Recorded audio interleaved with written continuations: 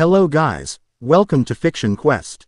So in this video, we will see, what if Naruto was the reincarnation of Issei in World of DxD and stole Issei harem?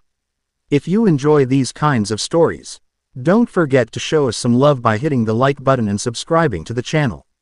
Your support means the world to us. Now, let's start the story. Chapter 1. An echo in the twilight. Darkness. Then, a memory. The gentle rasp of his wife's breathing beside him. The scent of old paper and ink in his office. The weight of the Hokage's hat, a familiar, comforting pressure. He remembered the warmth of his son's hand in his, the wrinkles around his own knuckles, the satisfying ache in his bones after a long day. He remembered closing his eyes, a life's work complete. A great and weary peace settling into his soul like dust on a forgotten scroll. He had earned his rest. Then, pain. It was a sharp, searing agony that tore through the peace, a jagged spear of reality impaling a perfect dream. It wasn't the dull ache of old age. This was violent. This was a violation. His eyes, not his own, snapped open. The first thing he saw was the bruised purple of a twilight sky, framed by the dark silhouettes of trees. The air was cold, thick with the metallic tang of blood. His blood. He was lying on his back, the gravel of a park path digging into his skin. He tried to move, to push himself up. But his limbs were heavy, unresponsive. A diagnostic thought, an instinct honed over 1,000 battles, flickered through his mind. Assess the damage. He focused inward, and the extent of the injury struck him with the force of a physical blow. A gaping, catastrophic wound in his abdomen. It was a mortal blow. He knew the feeling intimately. He should be dead. He was dead. He remembered the peace. This violent, bleeding out reality was an intrusion. A voice, soft and melodic, cut through his daze. You can still hear me, can't you? He shifted his head, a monumental effort that sent a fresh wave of agony through him. A figure knelt beside him, a silhouette against the fading light. A girl. Her hair was a stunning, impossible shade of crimson, catching the last rays of the dying sun like spun fire. Her face, a mask of concentration and concern, was beautiful, but it was her eyes, a deep, vibrant blue-green, that held him. They glowed with an otherworldly light, radiating a power that felt utterly alien. It wasn't chakra, it was something else, something dense, ancient, and commanding. You have a strong wish to live, she continued, her voice a low murmur. She held up a small object that looked like a chess piece, a crimson pawn, which pulsed with that same strange energy. So live, live for me. The world swam. The pain in his gut was being replaced by a new sensation, a warm, invasive energy that stitched him together from the inside out. It was unnatural, a forced healing that felt more like a violation than a rescue. As the light from the pawn piece enveloped him, his mind, the mind of Naruto Uzumaki, slammed into the walls of its new prison and found another consciousness, a fading, pathetic echo. Boobs. So soft. I wanted to touch them. The thought was not his own. It was a greasy, desperate whisper, the last gasp of the vessel's original owner. It was so jarring, so utterly contrary to the cold, analytical mindset of the man he was now, that it almost made him recoil. He mentally crushed the thought, shoving it down into the recesses of this new mind like a piece of trash. The healing energy surged, the wound closed, and the world solidified around him. The crimson-haired girl was still there, looking down at him with an expression of ownership. Beside her stood another woman, her black hair tied in a long ponytail, a gentle, almost seductive smile on her face. Her energy was different, laced with something sharp and electric. It is done, Rias, the second woman said, her voice a sultry purr. The redhead, Rias, nodded, her gaze never leaving his. Welcome back to the world of the living, Issei Hyodo. Issei Hyodo. The name felt wrong, a poorly fitting coat on a body that was not his. He sat up, the movement fluid and controlled, a stark contrast to the dying boy who had been on the ground moments before. He ignored the lingering phantom pain and looked at his hands. They were pale, uncalloused, the hands of a student, not a soldier. He was young again, a teenager. The absurdity of it was a bitter pill. What did you do to me? He asked. His voice was different, higher pitched than the one he remembered, but the tone was all his own. It was quiet, level, and held no trace of the panic or gratitude they might have expected. It was the voice of a man demanding answers, not a boy begging for his life. Rias's perfectly composed expression flickered with surprise. The boy she had watched, the foolish, perverted high schooler, was gone. The eyes looking back at her were ancient. They were a startlingly clear blue. But they held the depth of a storm-tossed sea, filled with a weariness and a power she couldn't begin to comprehend. "I saved your life," she replied, her composure returning. "A fallen angel tried to kill you. I have resurrected you to serve me as a devil." Fallen angel, devil. The words meant nothing to him, but he filed them away. He stood up, testing his balance. The body felt weak, untrained, but it was whole. He looked down at himself. A school uniform, now stained and torn. He was taller than he remembered being at this age, lankier. "Whoa, she's a total babe. And the other one is super hot too. Akano-senpai, am I in heaven?" He flinched, clamping down on the intrusive thought with a surge of irritation. This would be a problem. Issei's lingering desires were a ghost in the machine, a constant buzzing distraction. "Serve you," he repeated, his gaze sharp and analytical. He wasn't looking at her chest, a fact that seemed to subtly unnerve both women. He was looking at her eyes, her posture, assessing her as a potential threat, a potential ally, a potential commander. Under what terms? Akano, the dark-haired woman, let out a soft giggle. "Oh my, he's certainly direct. I thought he'd be a bit more overwhelmed." Rias's lips curved into a confident smile, though her eyes remained watchful. "The terms are simple. You are my servant, my pawn. Your life belongs to me now. In return, you gain power, a new life, and the protection of the House of Grimoire." House of Grimoire, another term to file away. He gave a slow, deliberate nod. "I see." He felt no gratitude. This was a transaction. His life had been taken, and she had bought the pieces. He was a weapon she had just acquired, and he would play the part until he understood the new battlefield he found himself on. "Walk with me, Issei," Rias commanded, her tone shifting to one of authority. "We will explain on the way." They led him from the park. The world outside was a cacophony of alien sights and sounds. Metal carriages moved without horses, roaring with contained explosions. Buildings of glass and steel clawed at the sky, their windows lit with a cold, electric light that dwarfed any lantern. It was a world beyond anything he had ever imagined. He felt a pang, a deep, resonant ache for the familiar dirt roads of Konoha, the reassuring sight of the Hokage monument carved into the mountain. That life was over, utterly and completely. He was adrift. He listened as they spoke, filtering the information through his tactical mind. Devils, one of the three great factions from a great war. Angels and fallen angels were the other two. They lived in a secret world, hiding from humanity. Rias was a high-ranking devil, a king, and he was part of her peerage, a team modeled after a chess set. It was a system of control, of power dynamics. He understood that perfectly. They arrived at a modest-looking house. "This is your home," Rias said. "Get some rest. We attend Kuo Academy tomorrow. Try to act normal." Quote. He walked inside. The interior was as alien as the city. He found his room, closed the door, and for the first time since waking, he was alone. He stood in the center of the room, breathing slowly, centering himself. The ghost of Issei was quiet for now. He looked in the mirror.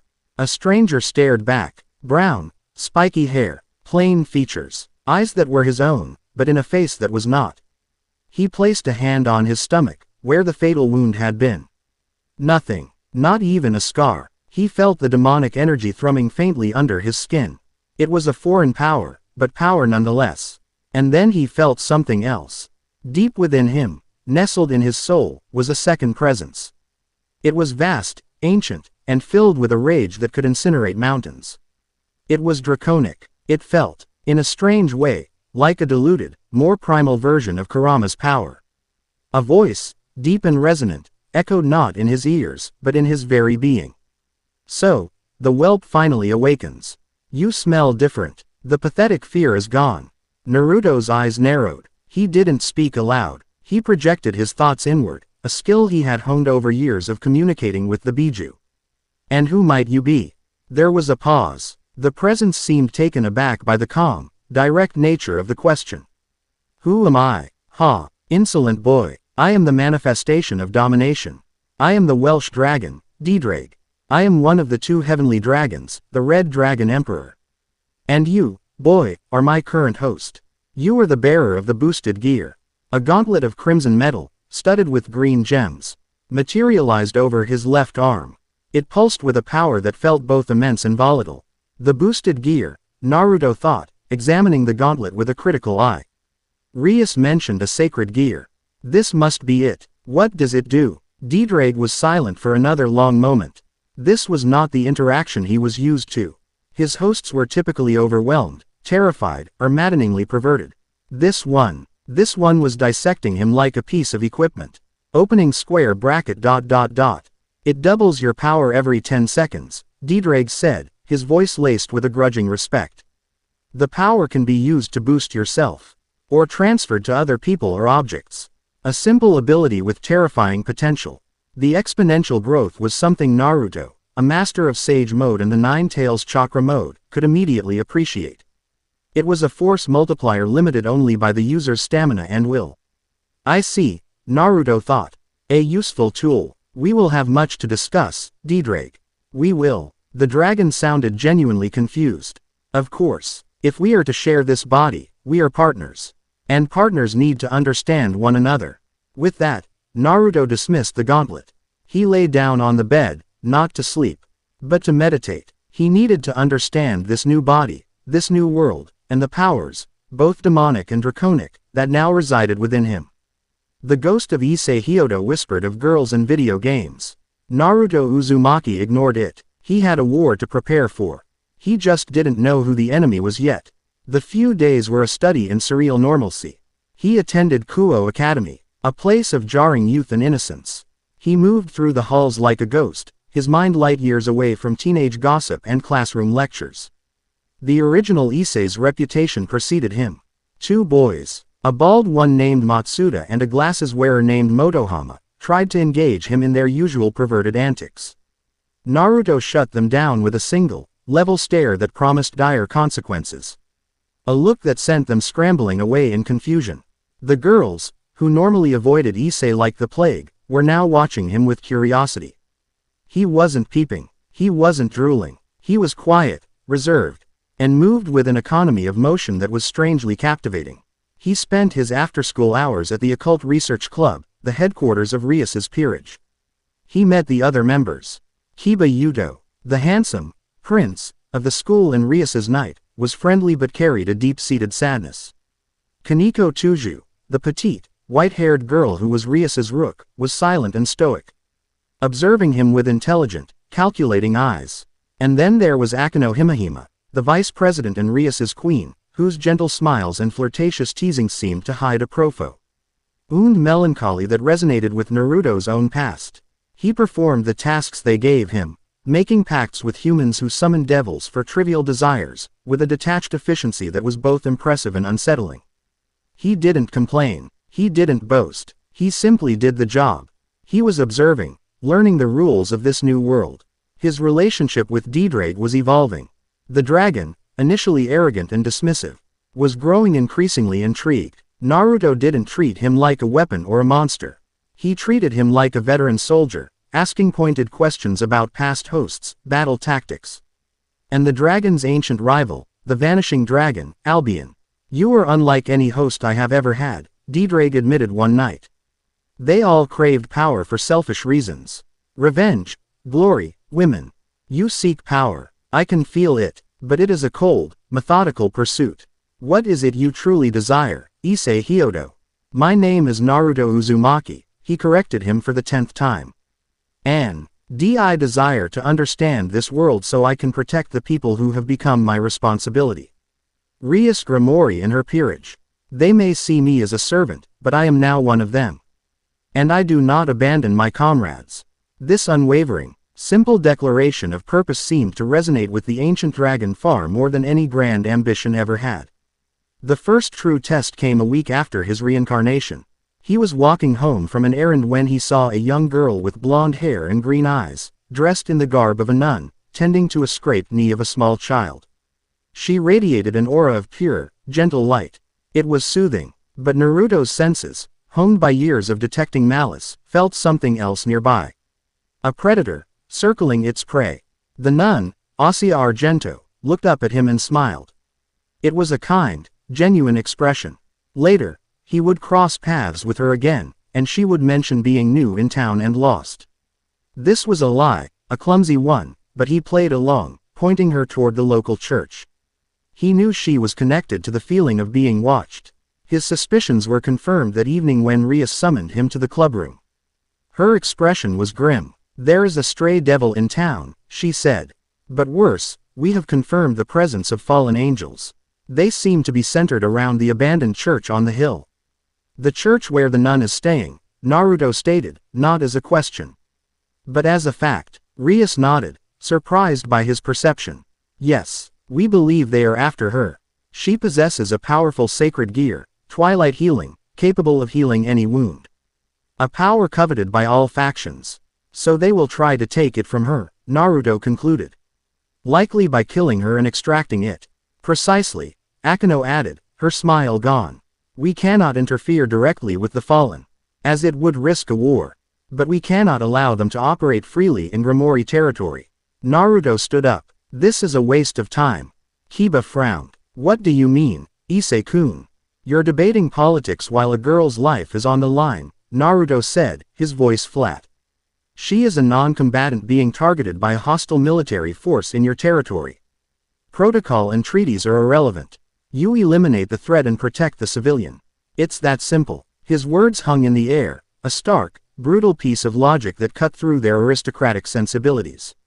Rias stared at him, a complex mixture of emotions in her eyes. Annoyance at his insubordination, but also a grudging admiration for his clarity and resolve. Before she could reprimand him, a new presence entered the room. It was the girl from the park, the one who had tried to kill him. This time, however, she was not wearing a school uniform but a strange, form-fitting black leather outfit. Her black hair was the same, as was her pretty face. But her eyes were cold, and on her back were wings of black feathers. "I believe the term is Yuma Amano," Naruto said, his voice dangerously soft. The name the girl had used on their date. The fallen angel smiled, a cruel, mocking expression. "I prefer Rainer, and I'm here to deliver a message to the little devil princess. Stay away from the nun. She is our property. You came into my territory, into my clubroom, to threaten me." Rias's voice was low, her crimson aura flaring to life. Rainer laughed. "I'm just a messenger. The real fun will be tonight, at the fountain where I killed your little pet the first time." She glanced at Naruto. "He's invited, too. Come and watch as I tear the sacred gear from your precious little stray." With a flap of her wings, she vanished in a swirl of black feathers.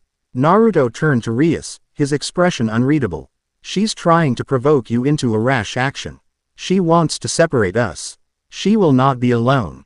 "I am aware of that," Rias snapped, her pride wounded. "I will handle this." "No," Naruto said, his tone leaving no room for argument.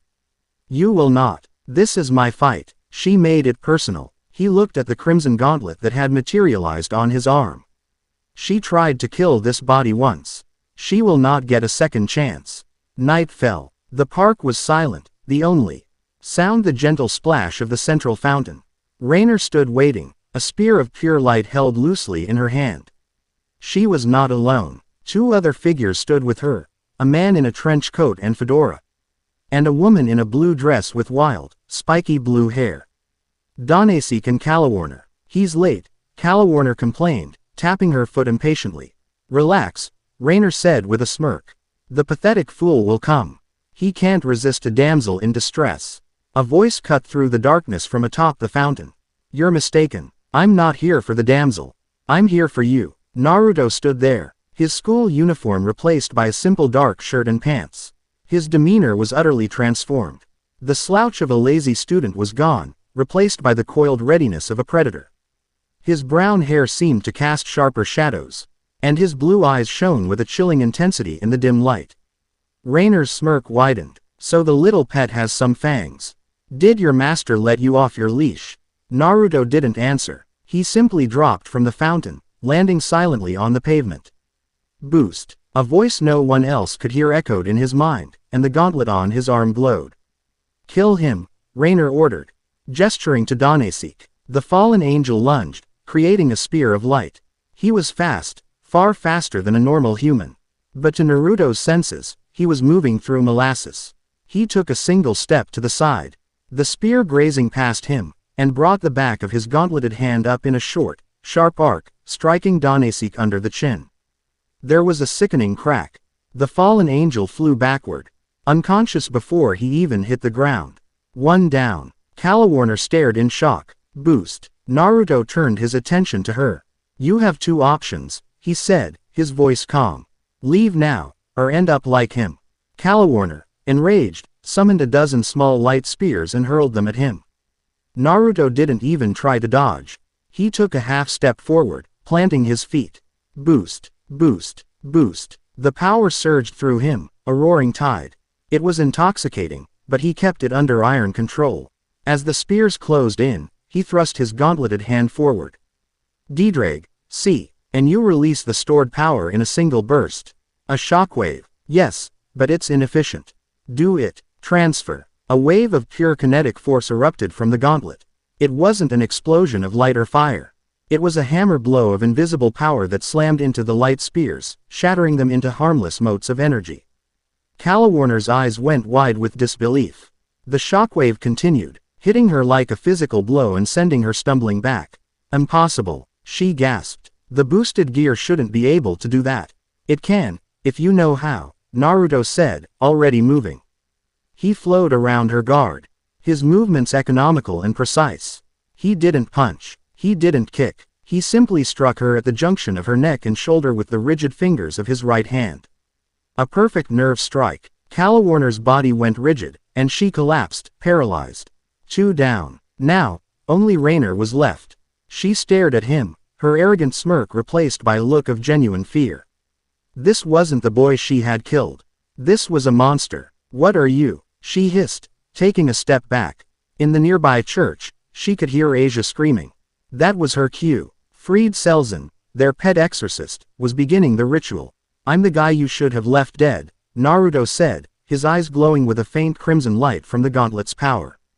Boost, boost, boost, boost. The power buildup was immense now. The air around him crackled. Didrag was roaring in his mind, a sound of pure, unadulterated ecstasy. Yes, more. This is what it means to be the Red Dragon Emperor. Unleash my power. Dominate your foes. Rainer panicked. She threw a massive spear of light, pouring all her power into it. It was a desperate, final attack. Naruto met it head-on. He didn't try to block or deflect. He charged forward, the crimson gauntlet leading the way. The tip of the spear met the glowing green gem on the back of his hand. For a moment, the two forces struggled, light against draconic power. Then, with a final, earth-shaking boost, Naruto's power overwhelmed hers. The light spear shattered. He didn't stop. His momentum carried him forward, his fist slamming into Rainer's stomach. The force of the blow was cataclysmic. It didn't just injure her, it atomized the demonic energy that made up her physical form. She let out a silent scream, her body dissolving into a cloud of black feathers. 3 down. The park was silent again. Naruto stood there, breathing steadily, the immense power receding. He lowered his arm, the gauntlet dematerializing.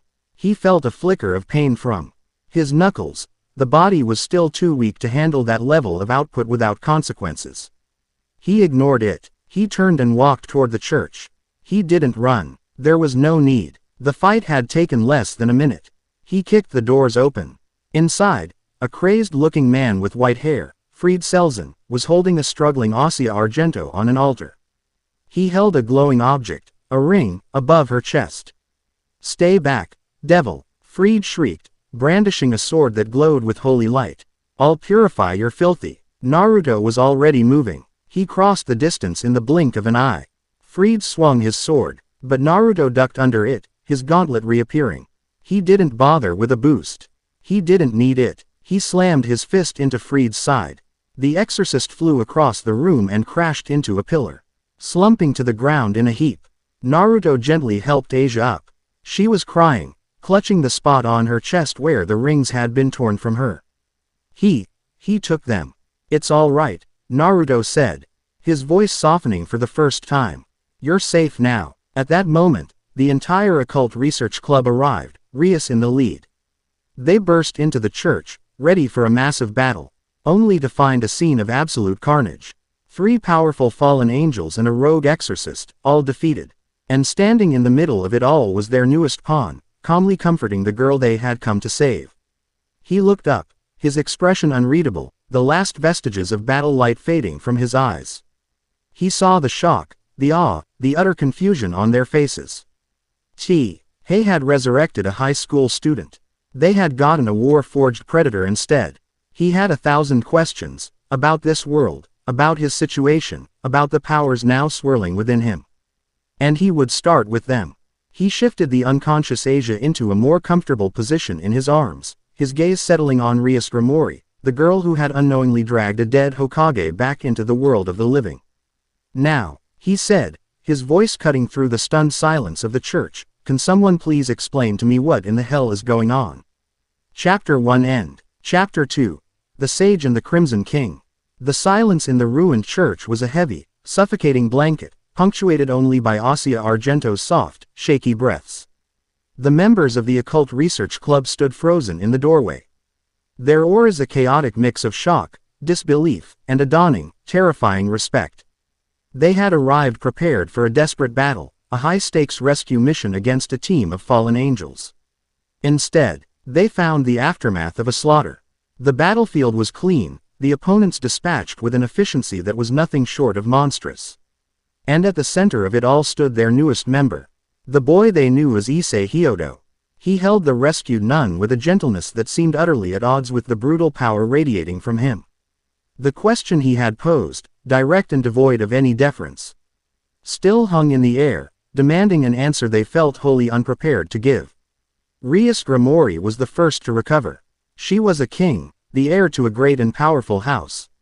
And she would not be flustered in her own territory.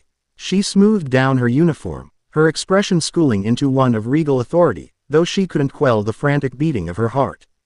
The boy she had resurrected, the perverted, unremarkable human she had chosen as a disposable pawn, had just single-handedly dismantled a fallen angel strike team.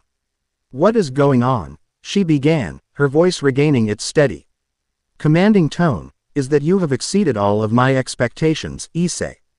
You have also acted recklessly and without orders." Naruto met her gaze, his own eyes flat and unimpressed by her attempt to reassert dominance. "They were a threat to a civilian under your protection. I neutralized the threat. In my experience, waiting for orders while an enemy makes their move is how you lose comrades." The word, comrades, struck a chord with the others. It wasn't the word a servant would use. It was the word of a soldier, an equal. Kiba's eyes widened slightly. Nd Akino's ever-present smile became a little more genuine, a little more intrigued. "Regardless," Rias said, choosing to sidestep the debate for now, "your power display has attracted attention. Very powerful attention. We are leaving. All of us. Now." She gestured to the floor, and a complex, glowing crimson circle materialized beneath their feet, inscribed with intricate demonic runes. Naruto watched the process with a detached curiosity. It was a jutsu, but one woven from an energy he didn't understand, a formulaic magic that lacked the fluid, personal nature of chakra. Asia gasped in fear, but Naruto simply tightened his grip slightly, a silent reassurance. "Hold on," Rias commanded. The world dissolved into a blinding crimson light and a nauseating sensation of being twisted inside out. For a shinobi accustomed to the instantaneous flash of a shunshin or the spatial warp of a flying Raijin seal, this was a crude, disorienting method of travel. He kept his balance through sheer force of will, his senses reeling as the demonic energy saturated him. The sensation lasted only a few seconds. When the light faded, they were no longer in the abandoned church. They stood on a platform of polished obsidian, in a vast, cavernous hall. The air was thick and heavy, charged with a palpable energy that made the hair on his arms stand up. The sky, visible through colossal arched windows, was a permanent, royal purple. Illuminated not by sun or moon, but by swirling nebulae of crimson and gold. The architecture was a testament to an ancient, alien nobility, all sharp angles, soaring spires, and dark, imposing stone that seemed to drink the very light. "Welcome," Rias announced, a note of pride in her voice, "to the underworld. The domain of the Grimoire." Naruto's eyes scanned their surroundings, absorbing every detail. This was the enemy's home base, or at least, the home base of his new commander. It was powerful, grandiose, and reeked of an arrogance born from millennia of dominance. He felt a familiar ache, a homesickness for the simple, vibrant green of Konoha's forests and the warm, life-affirming energy of the land he had called home. This place was different. It was steeped in power, but it felt sterile, like a beautiful, ornate tomb. A figure was waiting for them. A woman in a French-made outfit, her silver hair braided neatly, her expression impassive. Her power, however, was anything but. It dwarfed Rias's, a calm, deep ocean of energy to a raging river. She radiated a quiet, lethal competence that Naruto recognized instantly. This was a true elite. "Lady Rias," the maid said, her voice a respectful, emotionless monotone. "Lord Searsex is waiting for you." Rias paled slightly. "My brother." He came personally. The energy signature from the human world was significant. The maid explained, her gray eyes flicking to Naruto for a fraction of a second. The gaze was sharp, analytical, and missed nothing. It was powerful enough to be felt even here. "He wishes for a full report. And to meet your new pawn." Rias straightened her back, the princess taking over from the flustered sister. "Of course, Graphia, lead the way." She turned to the others. "Akano, take Asia and get her settled. Kiba, Kaneko, with me. Issei, you are to speak only when spoken to. Understand?" Naruto gave a curt nod, his face unreadable. He had no intention of causing a scene. But he also had no intention of being a silent, nodding doll. He would listen, he would learn, and he would speak when he deemed it necessary. They walked through gargantuan corridors, the ir footsteps echoing in the vast silence. The walls were adorned with ancient tapestries depicting great battles and the sigil of the Grimoire clan, a stylized, crimson bat. Naruto felt the weight of countless eyes on him, portraits of stern, aristocratic devils whose painted gazes seemed to follow his every move. This world's nobility, they're like the old clans before the village system, he thought. Proud, powerful, and isolated. A dangerous combination. Finally, they reached a set of colossal doors that swung open on their own, revealing a throne room that was breathtaking in its scale. The floor was a mirror-like expanse of black marble, reflecting the purple sky above. At the far end, upon a throne carved from a single piece of blood-red crystal, sat a man. He had long, crimson hair, identical in shade to Rias's, and a handsome, youthful face that held a gentle, almost melancholic smile. Yet, his power was the most overwhelming thing Naruto had felt since awakening in this world. It was a supernova, a roaring, infinite inferno of energy so vast it seemed to possess its own gravity. It made the air tremble. This was Searsex Lucifer, one of the four great Satans, and the man they called the Crimson King. The silver-haired maid, Graphia, stood silently at his side. "Rias," Searsex said, his voice warm and pleasant, yet carrying an undeniable weight of absolute authority. "I trust you have a good explanation for the disturbance." Rias knelt, and Kiba and Kaneko followed suit. Naruto remained standing, not out of defiance, but out of an ingrained instinct. He was Naruto Uzumaki, the seventh Hokage of Konoha. He had stood before the Sage of Six Paths himself. He knelt for no one. His stillness drew the immediate attention of both Searsex and Graphia. Graphia's eyes narrowed almost imperceptibly. A flicker of cold displeasure. Searsex's gentle smile, however, only widened, a flicker of genuine curiosity in his eyes. "My apologies, brother," Rias said, shooting a desperate glare at Naruto. "There was an incident involving fallen angels in my territory. My newest servant was forced to engage them."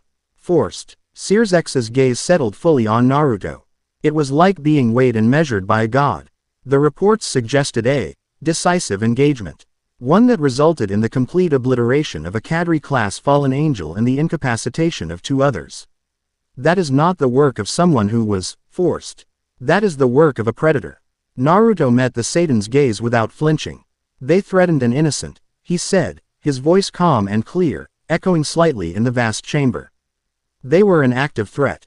I eliminated it. The simplicity and finality of his statement seemed to amuse Sirzex. I see. You are Issei Hyodo, correct?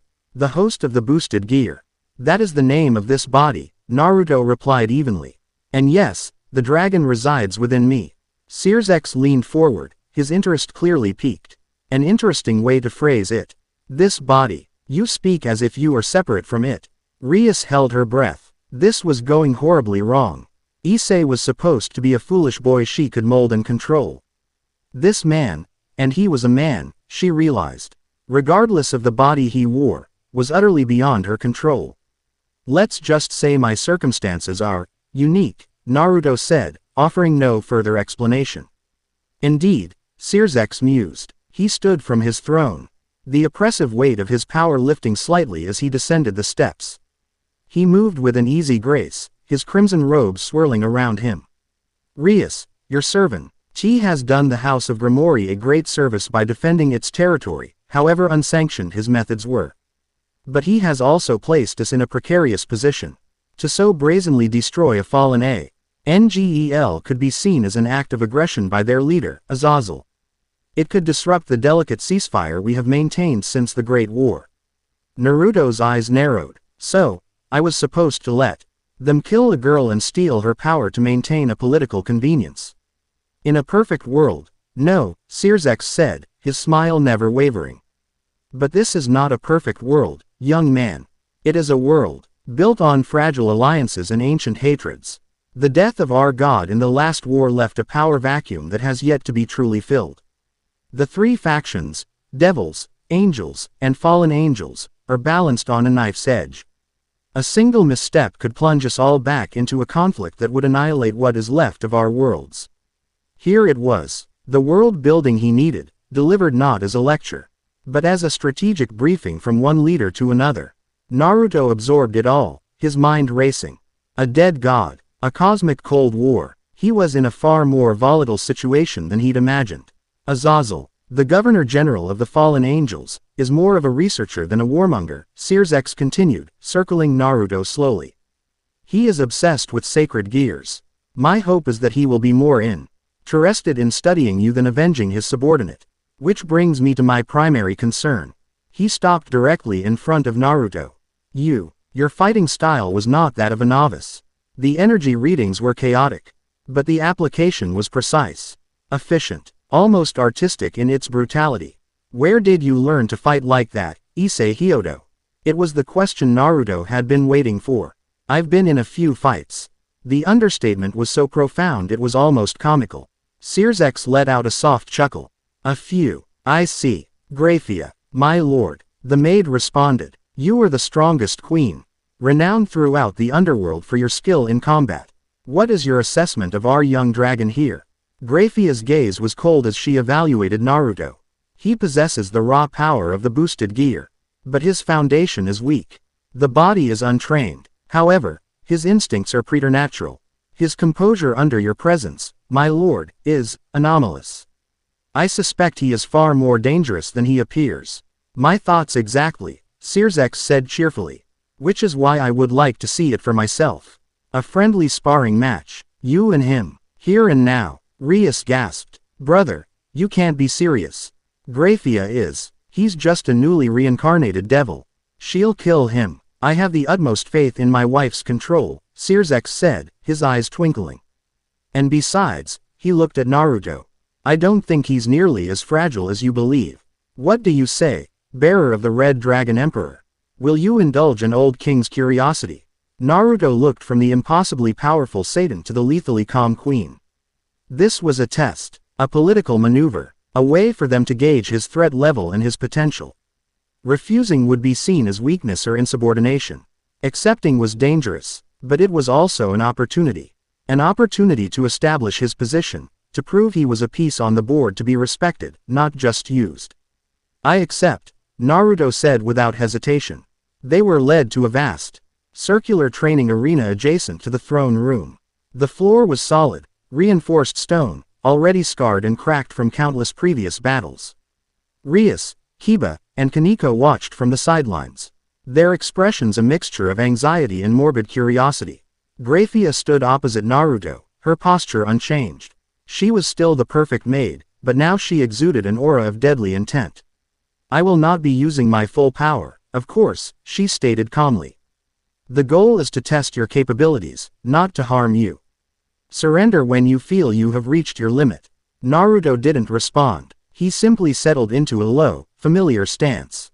It wasn't the Hyodo boy's clumsy brawling posture. It was the stance of the Toad Sage, a perfect balance of stability and explosive potential. The boosted gear materialized on his arm, its green gem glowing softly. Partner, be careful, Didrake's voice rumbled in his mind. This female, she is obscenely powerful. Strong. Gier than any opponent my previous hosts have faced, save for Albion himself. I know, Naruto thought back. That's what makes this interesting. Begin, Sirzex said, his voice echoing through the arena. Graphia vanished. She didn't move fast. She simply ceased to be in one place and appeared in another, directly behind Naruto, her hand outstretched, crackling with silvery demonic energy. But Naruto was already moving. His instincts, honed by battles against teleporting opponents like Sasuke and Obito, screamed at him a split second before she reappeared. He ducked, pivoting on his heel, the blast of energy grazing his hair. He didn't try to counter. He rolled, putting distance between them, his eyes narrowed in concentration. Boost. Impressive reflexes, Graphia commented, her expression unchanging. She flicked her wrist, and a dozen lances of ice shot towards him. Naruto didn't try to block. He used the first boost not for strength, but for speed. He pushed off the ground, his body a blur, weaving between the projectiles with an agility that seemed impossible for his untrained body. He was using the dragon's power like a finely tuned chakra enhancement, short, controlled bursts to augment his natural shinobi movements. Sirzex leaned forward on his throne, his gentle smile replaced by an expression of intense focus. He's not fighting like a devil. He's not overpowering her. He's outmaneuvering her. Graphia increased the intensity. The arena floor froze over, making the footing treacherous. She sent waves of freezing mist and barrages of demonic power at him, forcing him onto the defensive. Naruto was a leaf on the wind, dodging, deflecting, using the environment to his advantage. He was gathering information, analyzing her attack patterns, her timing, the way she channeled her energy. Boost, boost, boost. The power was building within him, a familiar, exhilarating hum. But he didn't use it. Not yet. He needed an opening. A real one. He saw it. After a particularly large barrage. There was a fractional pause in her casting as she prepared her assault. It was the only opening he was going to get. Now, Didrake. He channeled all the accumulated power into his legs and lunged. He wasn't just fast. He broke the sound barrier, the air cracking around him. He crossed the arena in an instant, appearing directly in front of a slightly wide-eyed Graphia. She reacted instantly, a barrier of pure magic forming in front of her. He knew he couldn't break it with a simple punch. The body wasn't strong enough. But he wasn't aiming for a simple punch. As his gauntleted fist flew towards the barrier, he did something he had been practicing in secret for days. He reached deep inside himself, past the demonic energy of his resurrection, past the draconic rage of Didrake, and found the faint, flickering ember of his own life force. His chakra. It was weak, corrupted by the other energies, but it was there. He pulled on it, molding it with the demonic power swirling within him. It was like mixing oil and water, a volatile, unstable fusion. He forced it down his arm, into his palm. It wasn't a Rasengan. It wasn't even a proper jutsu. It was a raw, chaotic pulse of hybrid energy. His fist struck the barrier. The draconic force behind the blow made the barrier shudder. But then the second pulse hit, the small, concentrated spike of alien energy. It didn't shatter the barrier. It disrupted it. For a nanosecond, Graphia's demonic magic faltered, the structure of her spell destabilized by an energy it couldn't comprehend. The barrier flickered. It was enough. Naruto's fist passed through the weakened shield. He didn't aim for her face or chest. He aimed for her shoulder, and at the last second, uncurled his fist into a palm-heel strike, dispersing the kinetic force to minimize the damage. Even so, the impact sent a visible shockwave through Graphia's body, forcing her back a step. A gasp escaped her lips, the first sound of exertion she had made. It was in that moment, at the absolute peak of the energy clash, with his senses pushed to their absolute limit, that Naruto felt it. It came from the edge of his perception, from a direction he couldn't pinpoint. It was a terrifying sensation. It wasn't a power, or a presence. It was an absence, a hole in the fabric of reality. A patch of utter, complete silence where energy and life should have been. It was a void, a chilling emptiness that his sage-trained soul screamed was fundamentally, existentially wrong. What is that? Didraig roared in his mind, the dragon's voice filled not with anger, but with a primal, instinctual terror Naruto had never heard from him before. That silence. By the Great Red, what is that void? The sudden sensory input, combined with Didraig's psychic scream, was a crippling distraction. His focus, his battle-honed concentration, shattered. And Graphia, the consummate professional, capitalized on it. In that split second of hesitation, her composure returned. Her movements were a silver blur. She sidestepped his follow-through, her hand chopping down on his wrist, while her other hand gently tapped the center of his chest. A complex magic circle flared to life on his shirt, freezing him in place. "Checkmate," she said, her voice perfectly calm, though her gray eyes held a new, profound depth of respect and confusion. The spar was over. Naruto stood frozen, not by her magic, but by the lingering echo of that terrible, silent wrongness. He had lost, but his mind was on a far greater mystery. Sears clapped his hands softly, a thoughtful expression on his face. "Magnificent. Absolutely magnificent. You have not only earned my respect, young dragon, but you have also given me a great deal to think about." He looked at the spot on Graphia's uniform where Naruto's palm had struck. A faint, swirling distortion of energy remained, a mixture of red and blue that slowly faded. "That energy, I have never seen anything like it. It is neither holy nor demonic. It is something other." He turned his gaze back to Naruto, who was now being released from Graphia's spell. "You are an anomaly, Issei Hyodo. A powerful and potentially world-changing one. Rias," he said, turning to his sister, "your peerage is no longer just a school club. It is now home to one of the most significant beings in our world. Guard him well." The journey back to the human world was a quiet one. Naruto barely registered the disorienting lurch of the magic circle. His mind was elsewhere, as they stood outside the clubroom, under the light of a moon that now seemed mundane.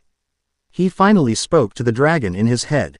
"Didraig, what was that? That emptiness?" "I do not know," the heavenly dragon admitted, his voice low and troubled. "In all my long existence, I have never felt anything like it. It was not the power of God, or of devils. It was not the holy power of the angels, or the light of the fallen. It was not even the dream of Ophis or the power of Great Red. It was nothing. A hungry, listening nothing. An ancient silence that predates us all." Naruto looked up at the stars, a cold feeling settling in the pit of his stomach. He had left one world of constant war only to be reborn into another. And he had a horrifying suspicion that the devils, angels, and fallen angels were not the true players on this new board. They were just the pawns, squabbling in blissful ignorance while a far older, far more terrifying opponent watched from the silent shadows. Rias watched him, her arms crossed. He stood apart from them, gazing at the sky, a solitary figure radiating a sense of profound loneliness and immense weight. She had brought him here, tied him to her. She had thought she had gained a powerful weapon. She was beginning to realize she had instead chained herself to the heart of a coming storm. Chapter 2 End. Chapter 3. Vows of the Sword, Echoes of the Past. A fragile peace had settled over the occult research sea. Love in the week following the confrontation in the underworld. On the surface, things returned to a semblance of normalcy. Pacts were made, tea was brewed, and the members went about their dual lives as students and devils. But beneath the placid surface, the currents had irrevocably shifted. The hierarchy, once so clearly defined, had become fluid. Rias was still their king, but in moments of crisis, all eyes now invariably turned to the quiet boy with the ancient gaze. Naruto, for his part, used the time to observe and learn. He was a cage without a village, a general without an army, and Hi's first priority was to understand the strengths and weaknesses of his new, unofficial squad. Akino's power was vast but tinged with a self-destructive reluctance. Kaneko was a physical powerhouse who, say stoicism hid a deep-seated fear of her own nature. Rias was a gifted strategist with immense destructive power, but her noble pride sometimes blinded her to unconventional solutions. And then there was Kiba Yuto. The handsome, ever-smiling knight of the Grimoire peerage was the most transparent of them all, and yet the most unreadable. Naruto, a censor of emotions and a veteran of countless wars, could feel the turmoil boiling beneath Kiba's charming facade. It was more than just the deep-seated sadness he'd initially perceived. It was a cold, hard knot of rage, a shard of ice in his soul.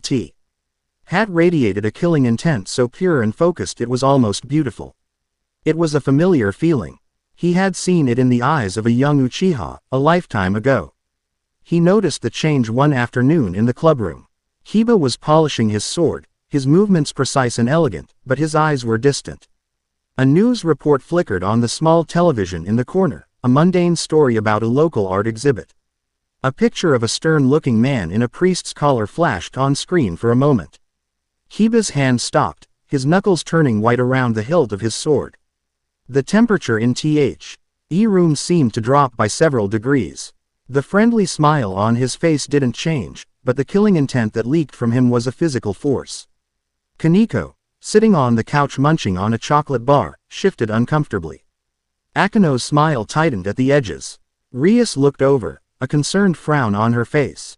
Kiba, is something wrong? Kiba blinked, the mask snapping back into place perfectly. No, President, not at all, just lost in thought. His smile was flawless, but Naruto saw the lie. Later that evening, as the others departed, Naruto lingered. Kiba was the last to leave, gathering his things. Walk with me, Naruto said. It wasn't a request. Kiba looked surprised but nodded, and they left the old school building together, the setting sun casting long shadows across the grounds.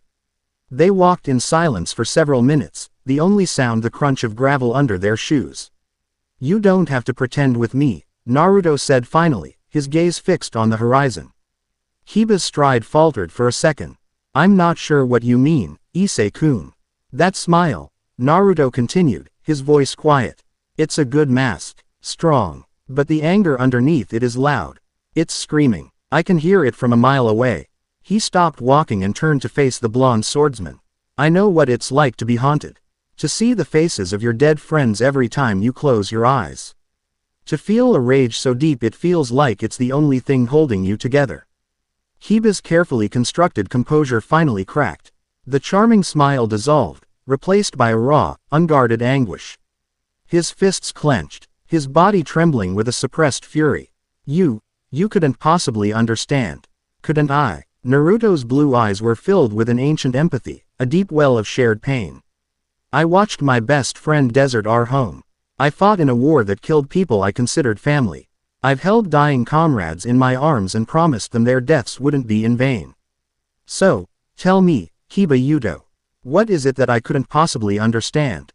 The raw truth in his words, the sheer weight of a past Kiba couldn't begin to imagine, broke down the last of his defenses. He leaned against a tree, his head bowed. The story tumbling out of him in a torrent of pain and fury. The church's secret Holy Sword Project. A group of children, artificially selected for their compatibility with the legendary sword Excalibur. The experiments, the failures, the systematic execution of his friends when they were deemed useless. His own desperate escape, left for dead, only to be found and reincarnated by Rias. His life's vow, to find and destroy every last fragment of the sword that was built on the corpses of his family. Naruto listened patiently, his expression unchanging. When Kiba finished, his voice hoarse, he didn't offer empty platitudes or condolences. He offered something far more valuable. That priest on the television, Naruto stated. Valpier Galilei, he was the one in charge of the project. Wasn't he? Kiba's head snapped up, his eyes wide with shock. How did you? Your reaction in the clubroom, Naruto said simply. Your hatred has a clear target. So he's here, in this town. And the rogue exorcist we dealt with at the church, Fried Selzen, he works for the fallen angels now, but he was once with the church. It's likely they're all connected. Kokabeel, the fallen angel Kadri who Rias mentioned was a leader in the Great War, is probably pulling the strings. He had connected the dots with a speed and clarity that left Kiba speechless. He had taken a mess of pain and rage and laid it out like a battle map. Your desire for revenge is justified, Naruto said, his tone firm. The people who did that to you deserve to answer for it. But raw anger is a blunt instrument. It will get you killed. A better revenge is to live, to grow strong, and to build a world where no one has to suffer the way you did. To do that, we need to be smart. We need a plan. For the first time in years, Kiba felt something other than the cold fire of vengeance. It was a flicker of hope. He wasn't alone in his fight anymore. Naruto laid out the situation to the rest of the orc the day. He omitted the personal details of Kiba's past, presenting only the tactical intelligence. Valpier Galilei, a key figure from a dark church project, was in town, likely working with fallen angels and in possession of Excalibur fragments. This is a direct incursion into our territory, Rias said, her expression grim. And it puts Kiba in danger. We have to act. A direct assault is what they would expect. Naruto countered, taking charge of the briefing as if it were the most natural thing in the world. They're trying to provoke us. We'll turn their own methods against them. We know Fried Selzen is an unstable element. He's arrogant, bloodthirsty, and can't resist the chance to purify devils. We'll use him as a lure. His plan was simple and elegant. They would use a known stray devil lair, an abandoned factory on the industrial outskirts of town, as bait. Akeno would create a large, theatrical demonic energy signature, making it seem like a group of strays were performing a ritual. Fried, who was undoubtedly monitoring the town for such activity, would be unable to resist investigating. We don't kill him, Naruto instructed, his eyes locking onto Kiba's. We capture him. We make him tell us where Valpier is and what Kokobile is planning. Information is the most valuable weapon we have. Kiba, you'll be the primary draw. Your energy is unique. They'll recognize it. Akeno, you provide aerial surveillance and ranged support. Kaneko, you're our close quarters expert. Run interference. I'll coordinate and handle the capture. Rias, you're our trump card. You stay in reserve and provide overwhelming firepower if things go sideways. Rias found herself nodding along, impressed by the strategic depth. He had assigned everyone a role that played to their strengths and minimized their weaknesses. He was leading them, and it felt right. That night, they put the plan into motion. The abandoned factory was a skeleton of rust and broken glass, a perfect stage for their gambit. Akeno unleashed a controlled burst of her potent lightning-infused magic, a beacon in the supernatural world. They didn't have to wait long. A manic, high-pitched laugh echoed through the cavernous space. Well, what do we have here? A whole nest of filthy devils. It's purifying time. Fried Selzen dropped from the rafters, a light sword in one hand and a gun in the other. He looked even more unhinged than he had at the church. Just you, exorcist? Kiba asked, stepping forward, his own sword drawn. The air crackled with the tension between them. I'm more than enough for you lot. Fried cackled, lunging at Kiba. The fight began, but it was not the chaotic melee Fried expected. It was a coordinated dance.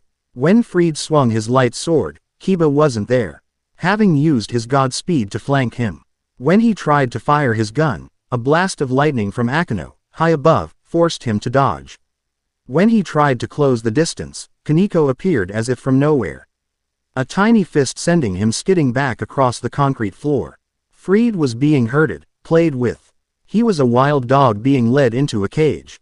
Hold still, you filthy. He screamed in frustration. It's over, Fried, Naruto said, his voice coming from behind the exorcist. Fried spun around to see Naruto standing there, his arms crossed, the crimson boosted gear already on his arm. Before Fried could react, two new figures dropped into the factory, landing between the devils and the exorcist. One was a young woman with blue hair cut into a bob, wearing a form-fitting combat habit. She carried a massive greatsword wrapped in cloth on her back. The other was a cheerful-looking girl with long brown twintails, also in a church uniform, wielding a more elegant, slender blade. The blue-haired woman's eyes were cold and pragmatic. Fried Selzen, you are a traitor to the church. We are here on behalf of the Vatican to retrieve the stolen Excalibur fragments. Hand them over. Xenovia, Irina, Fried snarled. Come to get a piece of the action. Too late. These devils are all mine.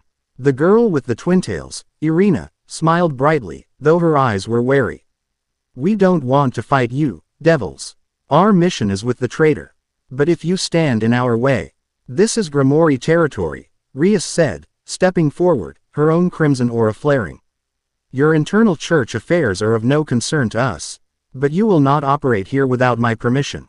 The standoff was thick with tension, 3 factions poised on a knife's edge. And then, the sky broke. A laugh, deep and resonant and utterly mad, boomed from above. The roof of the factory was torn away as if by an invisible hand. A figure descended, bathed in a malevolent purple light. He had long black hair, sharp features, and on his back 10 jet black feathered wings spread wide, a sign of immense power. Kokobile, Rias whispered, her face paling. Bravo, bravo. The Kadri class fallen angel applauded, his grin wide and terrifying. Devils, exorcists, all the little pawns gathered in one place. How wonderfully convenient. His gaze fell on Naruto, and his grin widened. Ah, the new Red Dragon Emperor. The one who embarrassed Rainer. I've been so looking forward to meeting you. He then looked at Zenobia and Irina. And the church's little dogs. Did Michael really send children to do his dirty work? How far the mighty have fallen since God kicked the bucket. Zenovia's eyes widened in horror. What did you say? Blasphemy. Kokobile roared with laughter. It's not blasphemy, little girl, it's the truth. God is dead. The big man upstairs died in the Great War, along with the original 4 Satans. Your prayers go unanswered, your faith is a lie, and this whole piece is a fragile, boring charade. His words were bombshells, shattering the foundations of Zenobia and Irina's world. Irina looked ready to faint, while Zenobia trembled, her face a mask of rage and disbelief. I miss the war, Kokobile sighed dramatically. The screaming, the chaos, the thrill of it all. This peace is a disease. So I decided to start a new one, right here, in this town. Once I have the Excaliburs, I'll provoke the devils. The angels will be forced to intervene, and we can have a proper party again. He raised a hand, and a massive spear of dark light formed above him. But first, the opening act. Let's see you all die. He hurled the spear, not at any one person, but at the entire Kuo Academy campus, visible in the distance. Rias and Akino combined their powers, creating a massive defensive sheet. Elg that barely managed to stop the attack, the strain evident on their faces. It's no use, Kokobile sneered. You can't stop me. He snapped his fingers, and the ground split open. A monstrous, headed dog wreathed in shadow and flame leapt out, a Cerberus. The beast charged. Kiba and Zenobia, enemies moments before, now fought side by side, their blades clashing against its claws. Kaneko and Irina provided support. But the monster was too powerful. Naruto watched, his mind a whirlwind of calculations. This was bad. Kokobile was on another level entirely. Brute force was useless. He needed a game changer. Kiba, seeing an opening, used his sword birth ability to create dozens of demonic swords from the ground, impaling one of Cerberus's heads. But in his rage, he overextended. The beast's main head swiped at him. A paw the size of a car. Kiba, Rias screamed, but Naruto was already there.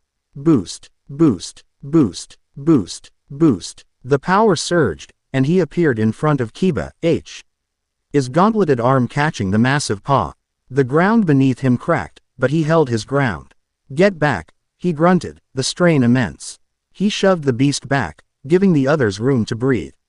Insolent little worm, Kokobile roared from above. He summoned a dozen more light spears, all aimed at Naruto. Naruto knew he couldn't dodge them all while holding off Cerberus. He needed to end this now. He needed an ultimate weapon. A memory flashed in his mind. His father's final lesson, the feel of chakra swirling in his palm, the highest level of shape transformation. He planted his feet, glaring up at Kokobile. Didrake, give me everything you've got. With pleasure, partner. Let's show this overgrown crow the power of a true dragon. Boost, boost, boost, boost, boost, boost. An unbelievable torrent of crimson energy flooded his body. He held out his right hand, channeling the roaring, chaotic power into his palm. It was too wild, a miniature sun that threatened to explode. He couldn't give it shape. No, not just power. It needs control. It needs a container. He reached for that other energy within him, the quiet, familiar wellspring of his own life force. His chakra. He drew a small, precise amount and wrapped it around the raging draconic energy. The shimmering blue chakra acted like a dam, a vessel, forcing the chaotic crimson storm to bend to his will. It began to rotate, faster and faster. A spiraling vortex of pure destruction held in a fragile, perfect sphere. It was larger than a normal Rasengan, more violent, the crimson energy inside crackling like dragon fire. The sound a deafening roar mixed with a high-pitched shriek. Kokobile stopped laughing. He stared at the sphere in Naruto's hand, a flicker of genuine fear in his eyes. What is that technique? Naruto didn't answer. He created a simple demonic energy clone, a feint. The clone charged Cerberus, drawing its attention. The real Naruto, under the cover of the distraction, looked up at Kokobile and pushed off the ground. He didn't need a boost for speed. The sheer propulsive force of the sphere in his hand launched him into the air like a cannonball. He met Kokobile in the sky. The fallen angel, recovering his nerve, tried to shield himself with his 10 wings, a nigh impenetrable defense. Fool! Kokobile screamed. Naruto thrust the sphere forward. Draconic, spiraling sphere. The attack connected. It did not explode on impact. It drilled. The outer layer of blue chakra peeled away Kokobile's magical defenses, while the roaring vortex of draconic energy within began to grind, shred, and annihilate everything it touched. Feathers, flesh, and bone were torn apart in a maelstrom of crimson power. Kokobile's scream of agony was cut short as the sphere carried higher and higher before finally detonating in a massive explosion that lit up the night sky like a second, blood-red sun. Naruto fell back to earth, landing heavily on one knee, his body screaming in protest at the sheer power he had just unleashed. His arm was numb, the gauntlet gone. Kokobile's smoking, broken form crashed to the ground a few yards away. Several of his wings were completely gone, his body a mangled wreck. He was still alive, but barely. Everyone stared, utterly speechless. The monster Cerberus dissolved into shadows. The battle was over. Before anyone could move, a brilliant white light descended from the heavens. A figure in sleek, white, draconic armor landed silently between them and the fallen Kokobile. The power radiating from him was immense, a perfect counterpart to the boosted gear, cold, sharp, and absolute. Albion. D-Drake roared in Naruto's mind. The White Dragon Emperor, the armored figure, the legendary vanishing dragon, looked at the defeated Kokobile. Well, this is a pathetic sight. You've really let yourself go, old man. He then turned his helmeted head towards Naruto. So, you're D-Drake's new host. You're far more interesting than the last few. That was quite a move. You actually managed to wound him. Without another word, he effortlessly lifted Kokobile's unconscious body. I'll be taking this trash. Don't worry, we'll meet again soon, Red Dragon Emperor. I'm looking forward to our fight. With a flash of white light, he and Kokobile were gone. Silence reigned once more. The orc, Zenobia, and Irina slowly gathered, their eyes fixed on the kneeling figure of Naruto. He had just defeated a war hero of the fallen angels and faced down the legendary vanishing dragon, all in one night. Zenobia, her face pale with the aftershocks of the revelation about God and the battle she had just witnessed, walked towards him. Her arrogance was gone, replaced by a deep, unsettling confusion. She stopped a few feet away, her blue sword, Durandal, held loosely at her side. Her black and white world of holy and unholy, of right and wrong, had been shattered into a million shades of gray. This devil had protected her. This devil had fought with a conviction she had rarely seen. She looked at the boy who held the power of a heavenly dragon, who had just performed a miracle of destruction, and who now looked up at her with eyes that held the exhaustion of 1,000 battles. She finally lowered her sword. Who are you? She asked, her voice barely a whisper. The question was not for a devil, nor for an enemy. It was for the enigma who had just saved them all. Chapter 3 End. Chapter 4. The Dragon's Gambit. The Occult Research Club had gained 2 new, albeit unofficial, members. Asia Argento, now living at the Hyodo residence, had been formally enrolled in Kuo Academy, her gentle presence a soothing balm against the group's chaotic energies. Zenobia Quarta was a far more abrasive addition. Having learned the truth of God's death, her faith was shattered. With nowhere else to go, she had accepted Rias's offer of a place to stay, though she maintained a prickly, confrontational demeanor, observing the devils with the wary eye of a hunter forced to shelter in a den of wolves. The fragile new dynamic was shattered on a Tuesday afternoon. They were all gathered in the clubroom when a crimson magic circle, far more complex and powerful than the one Rias used, bloomed in the center of the room. From it emerged Graphia Lucifuge, her face as impassive and severe as ever. "Lady Rias," she said, bowing crisply, "I am here as an envoy of your father, Lord Grimory." Rias stood, her posture immediately becoming more formal. "Graphia, to what do we owe the honor?" "Your engagement party has been scheduled," Graphia stated, her words dropping into the room with the force of stones. "It will be held in the Grimory domain in 10 days' time. Lord Riser Phoenix and his peerage will be in attendance. Your presence is, of course, mandatory." A heavy, suffocating silence fell over the club. Kiba's hand drifted to the hilt of his sword. Kaneko stopped eating her snacks. Akino's smile became a brittle, paper-thin mask. Naruto, who had been quietly observing from a corner, watched Rias. He saw the flicker of panic in her eyes, the tightening of her jaw, the way her shoulders slumped under an invisible weight. She was a king, a leader, but in that moment, she looked like a girl trapped in a cage. "Thank you for the message, Graphia," Rias said, her voice strained but level.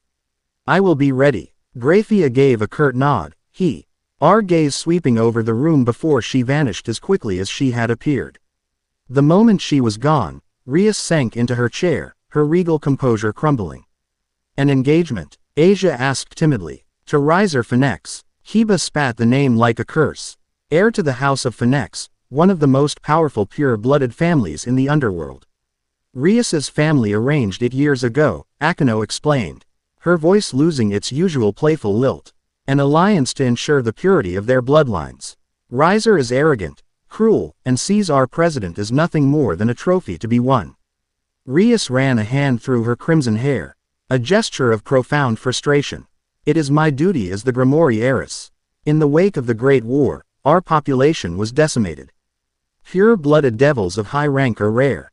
This marriage, it is seen as essential for the future of our race." "That's insane," Naruto said, his voice cutting through the despair. All eyes turned to him. "You're sacrificing the happiness of your own daughter for a political ideal. It's archaic and stupid." "It is our way," Rias snapped, her frustration boiling over. "You are a reincarnated human, Issei. You cannot possibly understand the weight of our traditions." "I understand duty," Naruto countered, his voice remaining level, which only seemed to infuriate her more. "And I understand tradition. I've seen traditions that involved caging people, branding them like animals for the sake of a powerful bloodline.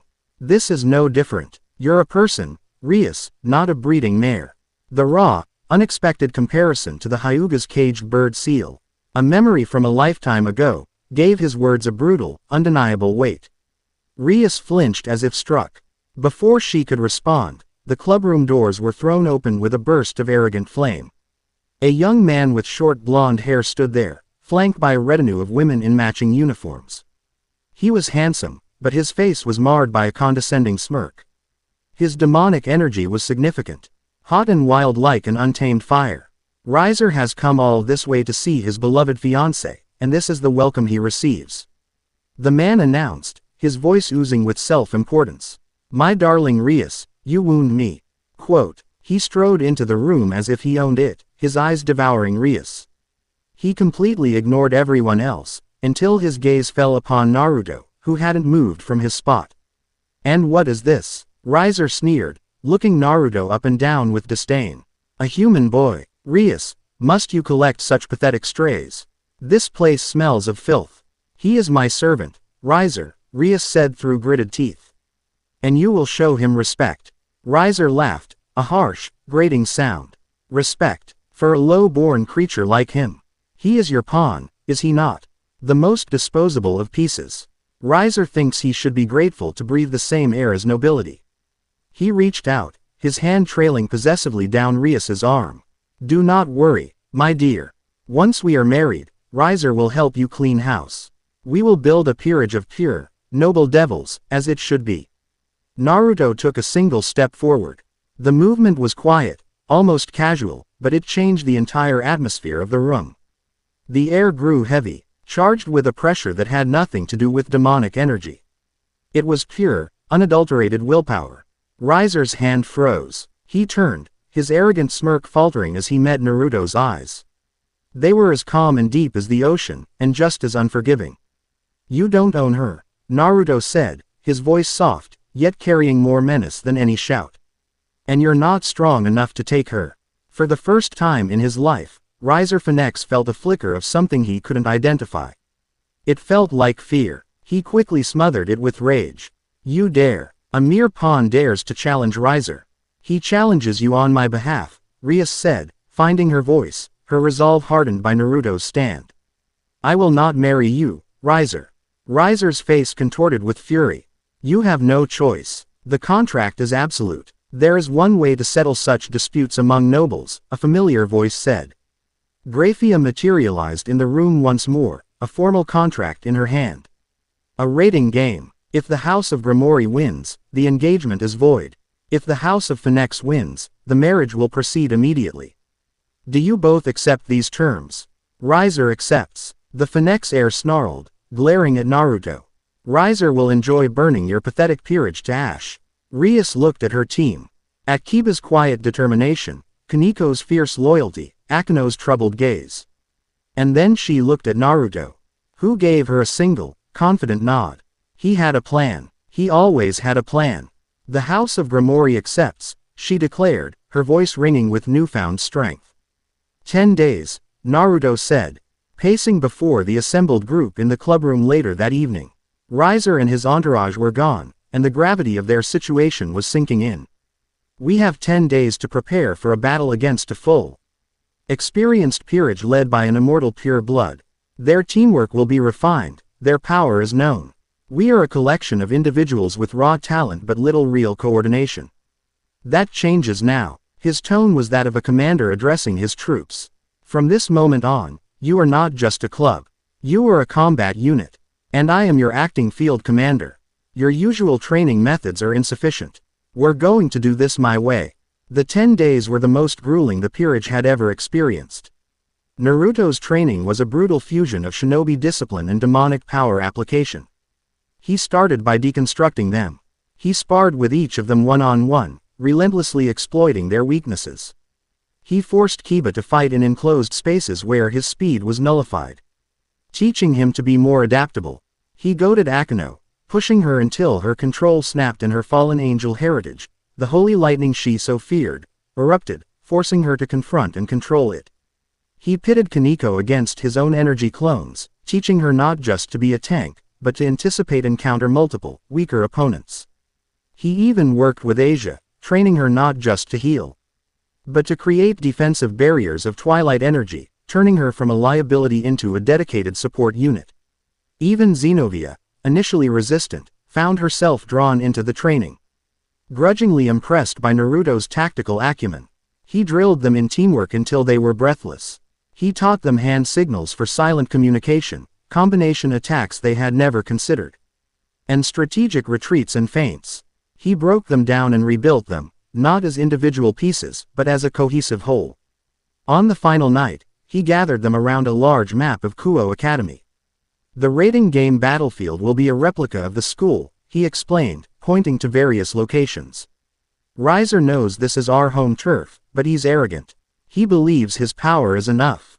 He will expect a head-on battle. We will give him a war of attrition and misdirection. He laid out his strategy. It was complex, relying on stealth, speed, and precise, coordinated strikes. Every member had a specific role, a specific set of targets. It wasn't a plan for a battle, it was the blueprint for a flawless victory. He thinks this is a game between nobles, Naruto concluded, his eyes sweeping over his team. His new comrades. We're going to teach him that it's a hunt. And we are the predators. The day of the rating game arrived. The Occult Research Club was transported to a pocket dimension, a perfect, empty replica of their school under a twilight sky. An amplified, disembodied voice announced the rules and the start of the match. Riser's full peerage materialized on the sports field, a confident, disciplined group of 15. Come out, Rias. Riser's voice boomed across the empty campus. Let us end this quickly. In the student council room, which Naruto had designated as their command center, Rias looked at him. Our pieces are in position. What are your orders, Commander? Naruto smiled faintly. Phase 1. Scatter. On his command, his team, hoo-ha, been hiding in the main school building, dispersed. Hiba vanished in a blur of speed. Kaneko leapt from a window, landing silently in the shadows below. Akeno took to the sky, cloaking herself in the dark clouds. Asia and Xenovia moved to a fortified position in the gymnasium. Riser watched in confusion as his opponents simply vanished. Cowards, are you going to hide for the entire game? His answer came in the form of chaos. From the east, a barrage of demonic swords, courtesy of Kiba, rained down on his back line, forcing them to break formation. From the west, the ground erupted, and several of his pawns were taken out by lightning-fast Kaneko, who disappeared back into the shadows before they could react. Find them. Hunt them down. Riser roared in frustration. His peerage split up, just as Naruto had predicted. The hunt began. Akeno, acting as an aerial spotter, relayed enemy movements to Naruto using a small communication circle. Naruto, in turn, gave orders to his team. It was a masterclass in guerrilla warfare. Kaneko and Xenovia worked as a devastating duo in the gymnasium. Kaneko, with her immense strength, would shatter the enemy's defenses, and Xenovia, wielding the mighty Durandal, would deliver the finishing blow. They eliminated Riser's 2 rooks and several pawns in a brutal, efficient ambush. Hiba was a phantom, his godspeed a blur across the campus. He never engaged in prolonged fights.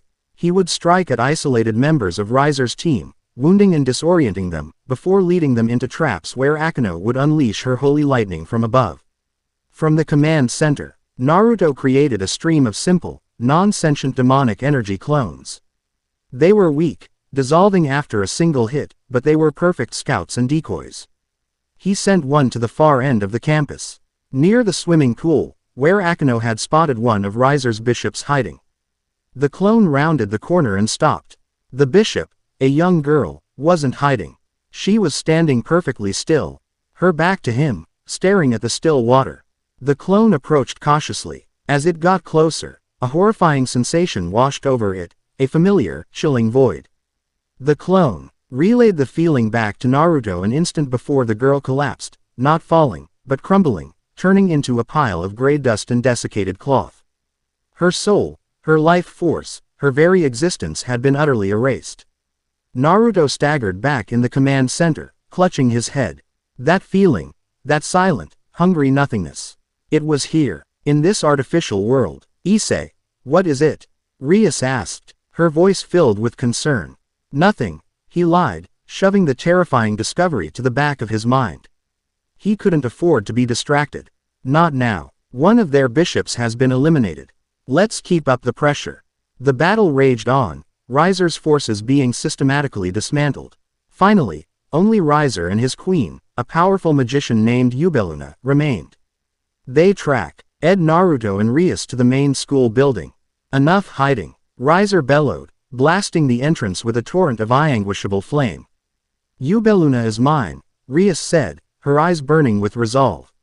I will prove the strength of the House of Grimoire. Just stick to the plan, Naruto said. Use your head, not just your power. The two women clashed, a spectacular duel of destructive demonic energy versus precise, powerful flame magic. But Rias fought differently now. She didn't just hurl her power. She used it to control the environment, setting traps, feinting, and creating openings, just as Naruto had taught her. In a final, brilliant move, she cornered Yubeluna and unleashed her full power, eliminating Riser's queen.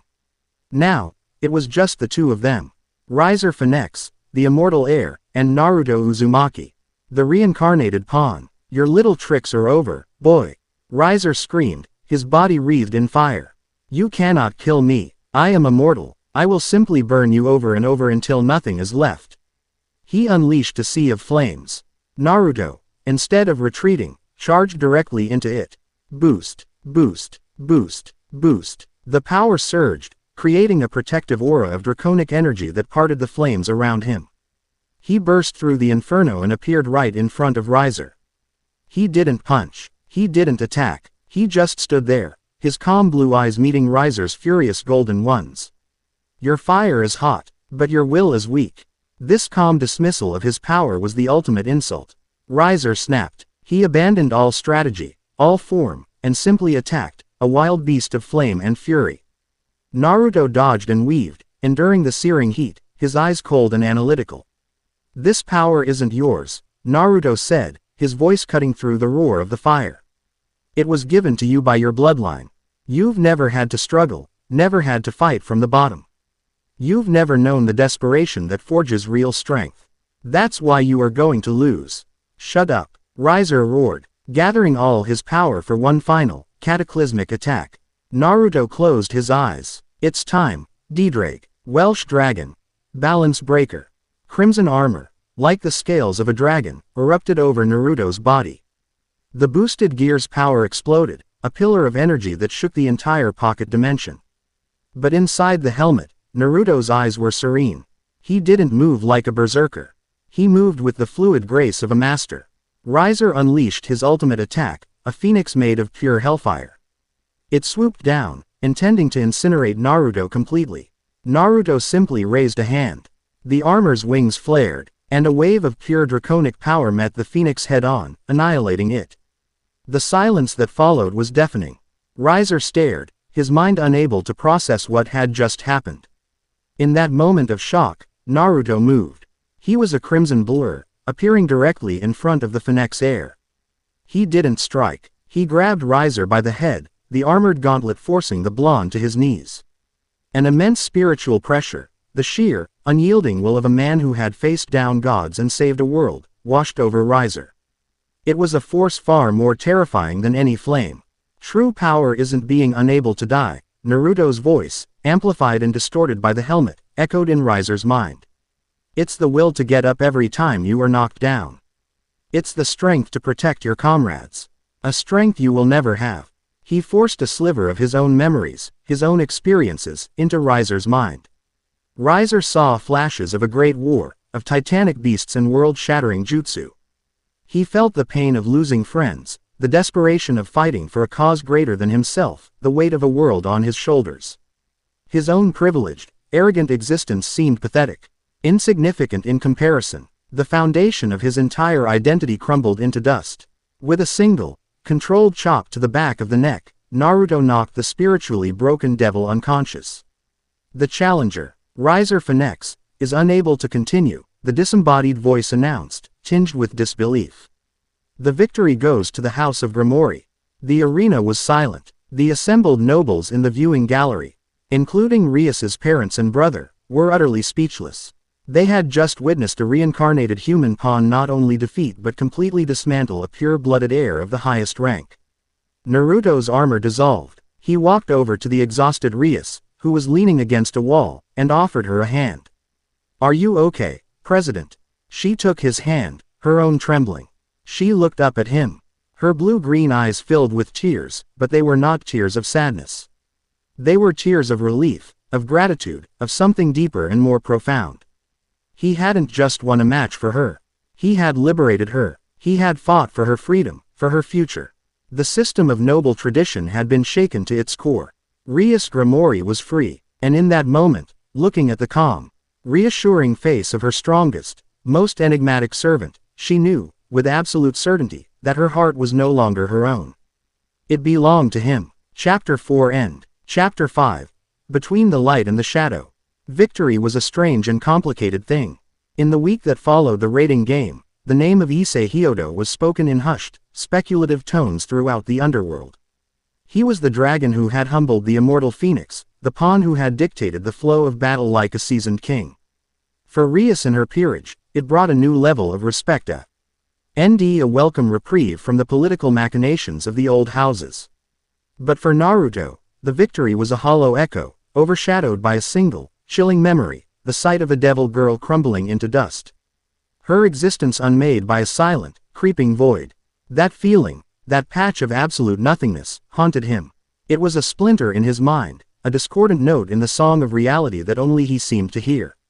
He watched his comrades, his new family, celebrate their freedom and newfound cohesion. He saw the genuine smiles, the easy camaraderie forged in the fires of his brutal training regimen. He saw the way Rias looked at him now, her gaze soft with an emotion he wasn't yet ready to confront. He was their pillar, their strategist, their unexpected savior. But inside, he was a scout on high alert, his senses scanning the horizon for an enemy no one else could see.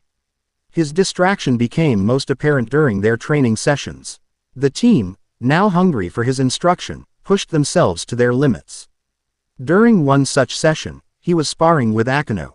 She was, without question, the most powerful member of the peerage to him, a terrifying blend of demonic lightning and fallen angel light.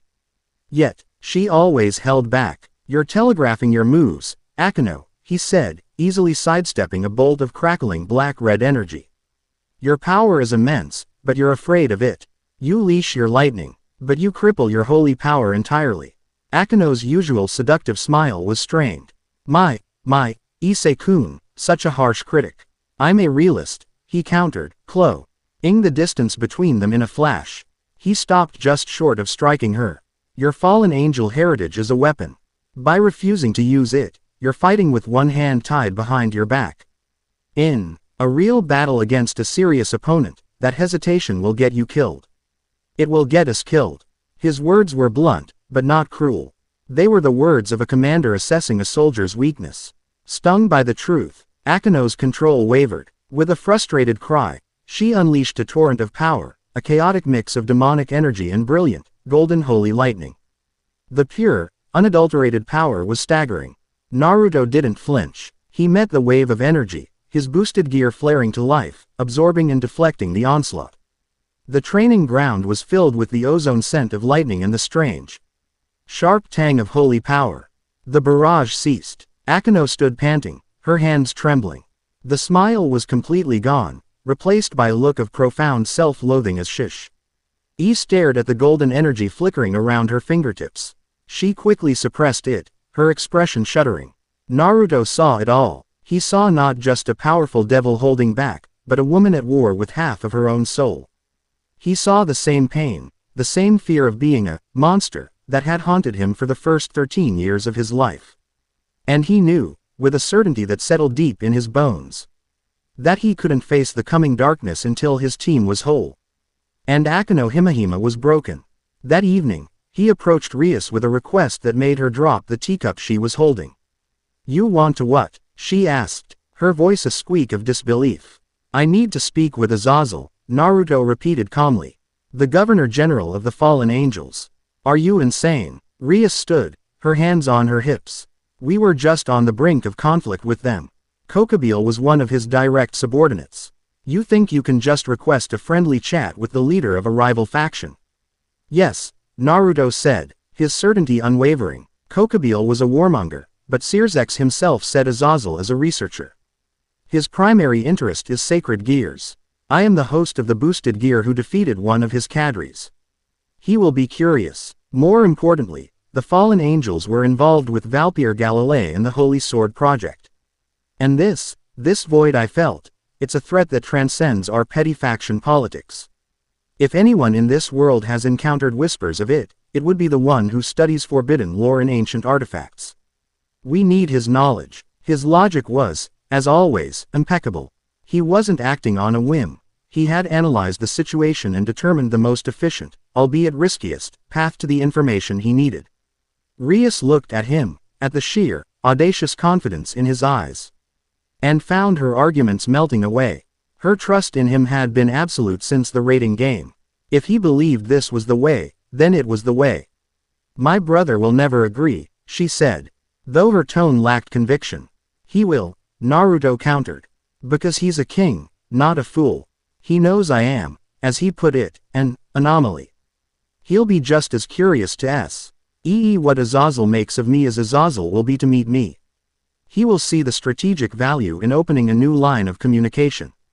A call was made. The conversation with Searsex, conducted through a large projection in the clubroom, was tense. The Satan Lord was, as predicted, initially stunned into silence by the request.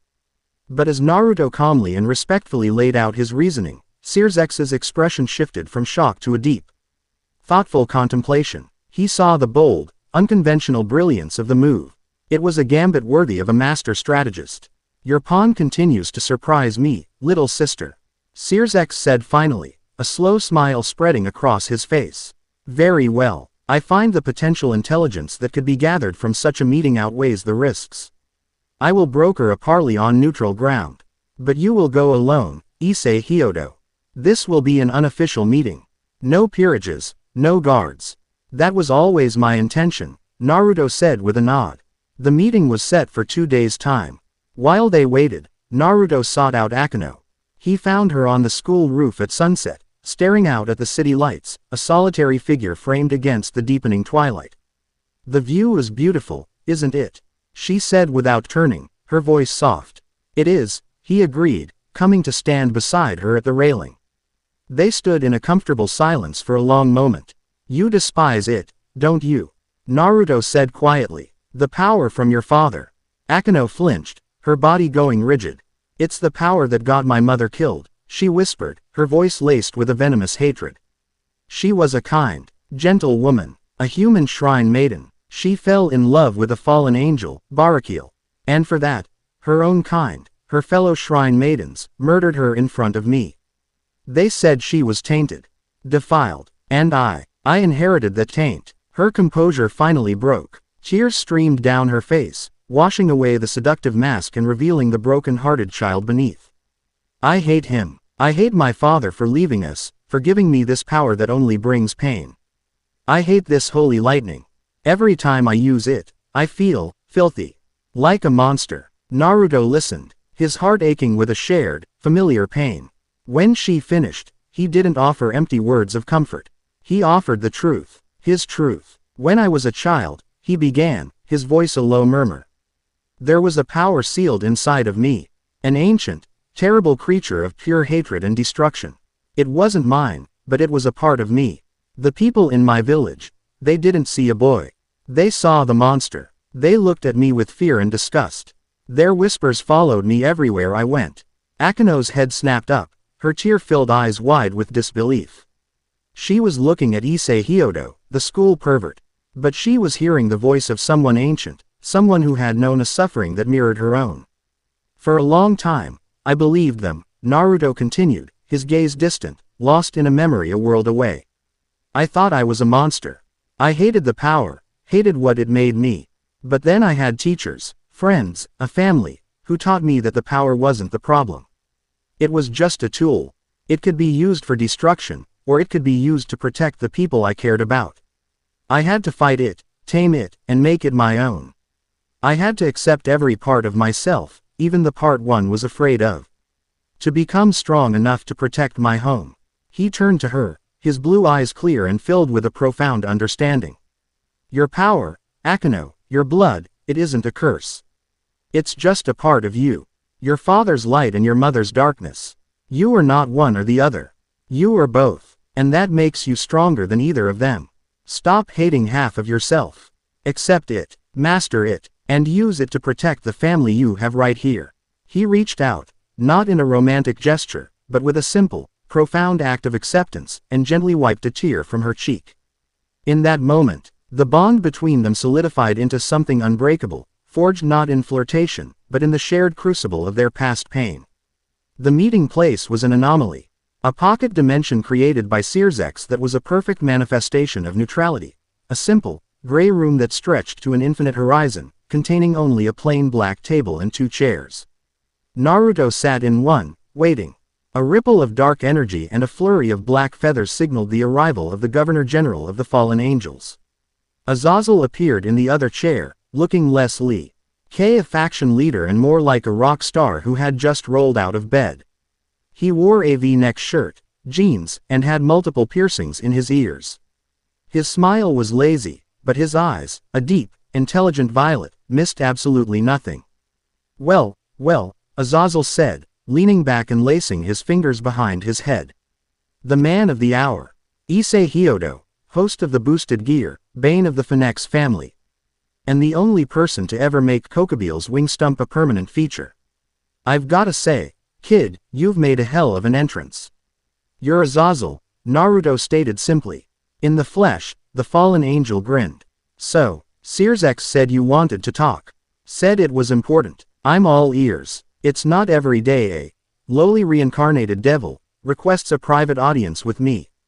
You've got guts, I'll give you that. Naruto didn't waste time with pleasantries. He described in precise, clinical detail the sensation of the void. He recounted the incident in the raiding game, the way the pawn had crumbled into nothingness. The feeling of an existence being unmade. As he spoke, Azazel's lazy grin slowly vanished. He leaned forward, his elbows on the table, a look of intense, predatory curiosity on his face. The playful researcher was gone, replaced by an ancient, powerful being confronted with a puzzle he had only ever seen the edges of. A silent, hungry nothingness, Azazel repeated, his voice low. An energy that doesn't destroy, but erases. He stroked his chin. Kokobeel was babbling about it before the end. He was terrified of the emptiness God's death had left behind. Restarting the war would create enough chaos, enough sound and fury, to keep the silence at bay. The fool. So you've heard of it, Naruto pressed. Whispers. Fragments. A line in a text recovered from the ruins of a dead pantheon. A deathbed confession from a forgotten god. They all hint at the same thing, a primordial entity. A consciousness that existed before creation, before light and dark. A being of pure, absolute non-existence. The oldest texts we have, the ones we stole from heaven's deepest libraries, give it a name, Erebus. The primordial of silence. The name landed with a chilling finality. Erebus. Its goal isn't conquest, Azazel continued, his eyes locked on Naruto's. It doesn't want to rule. It wants to reset. To return everything to the perfect, silent nothing from which it was born. The Great War, the death of the biblical god, all the chaos weakened the ancient seals that kept it dormant. And now, it's starting to wake up. That thing you felt was likely a minor probe. A tendril. A heavy silence settled between them. The scale of the threat was beyond anything Naruto had imagined. How do we fight it? Naruto asked. How do you fight nothing? Azazel countered with a grim smirk. Our powers, holy, demonic, draconic, they're all based on the principles of this reality. Erebus operates outside of those principles. Its power unmakes ours. But, he tapped a finger on the table. There are options. Dangerous ones. Deep within the devil's domain is a forbidden library, the archives of Badr, sealed by the original Lucifer. It contains texts on creation and uncreation magic. Reading them is said to drive lesser beings mad. Then there's an artifact I've been tracking, the Scythe of Tartarus. Legend says it was the tool a primordial god of death used to reap concepts, not just souls. It might be able to interact with the silence. Of course, it's also said to feed on the wielder's life force and drive them to nihilistic insanity. He laid the two catastrophic options on the table, watching Naruto's reaction. So, there's your moral dilemma, kid. To fight this monster, you might have to become one yourself. You might have to break every rule your new masters hold dear. How far are you willing to go? The question haunted Naruto as he returned to the human world. He stood on the training grounds behind the orc building that night, the weight of his new knowledge of physical burden. Akeno found him there. You seem troubled, Issei-kun, she said, her voice gentle, her usual teasing replaced by the genuine concern of their new bond. Your meeting, it did not go well. It went as expected, he said, turning to her. Which is the problem? He looked at her, at the way she held herself with a new, quiet confidence. You've been practicing. Akeno smiled, a real, radiant smile that reached her eyes. I took what you said to heart.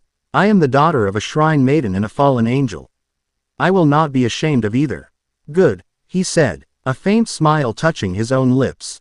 Show me. A sense of trust, of shared strength, passed between them. Akeno nodded. She took a deep breath, and unleashed her power. Not in a wild, uncontrolled burst, but with a newfound precision. A sphere of pure holy lightning, golden and brilliant, formed in her hands, crackling with an intensity that made the air sing. It was beautiful and terrifying. The blast of light illuminated the training ground, banishing every shadow. Except for one. Directly behind Akeno, cast by the impossible brightness of her own attack, the shadow on the ground was a patch of absolute, impenetrable black, and as they both watched in horror, it did not lie flat. It writhed. It pulled upward from the ground, the edges coalescing like grasping, silent tendrils. For a single, heart-stopping second, the shadow formed a three-dimensional maw of pure nothingness, a hungry void in the shape of a scream, reaching for the back of its creator. Naruto's sage-like senses, dormant but ever-present, shrieked a warning that bypassed thought and went straight to instinct. He moved faster than he ever had in this new body, a blur of motion. He tackled Akeno, wrapping his arms around her and driving her to the ground, rolling them both away from the spot. The maw of shadow lunged, its silent jaws closing on empty air.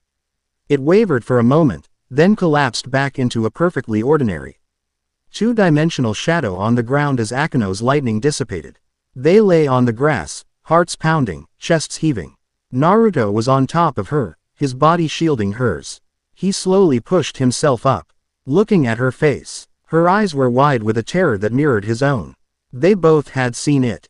The theoretical, cosmic threat had just manifested, drawn to their power, and tried to devour one of them.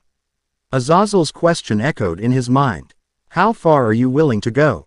He looked down at Akeno's terrified but resolute face, at the woman who was just beginning to accept every part of herself. He thought of Rias, Kiba, Kaneko, Asia, Xenovia.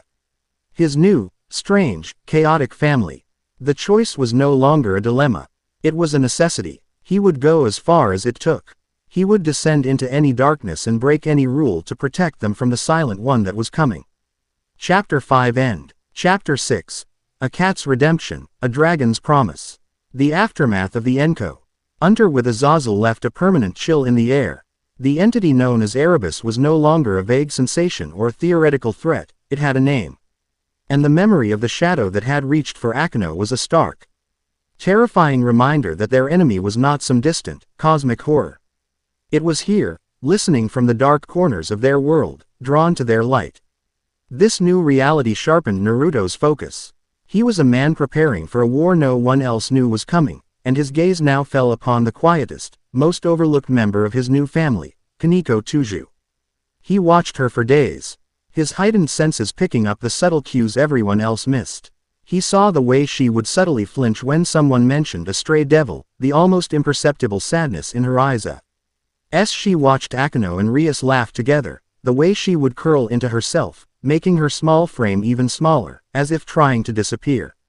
Her emotional landscape was a barren, lonely place, dominated by a single, powerful feeling he knew all too well, the deep-seated fear that she was a monster. Her life force, the senjutsu energy that was her birthright as a Nekomata, felt sluggish and repressed. Coiled tight with self-loathing.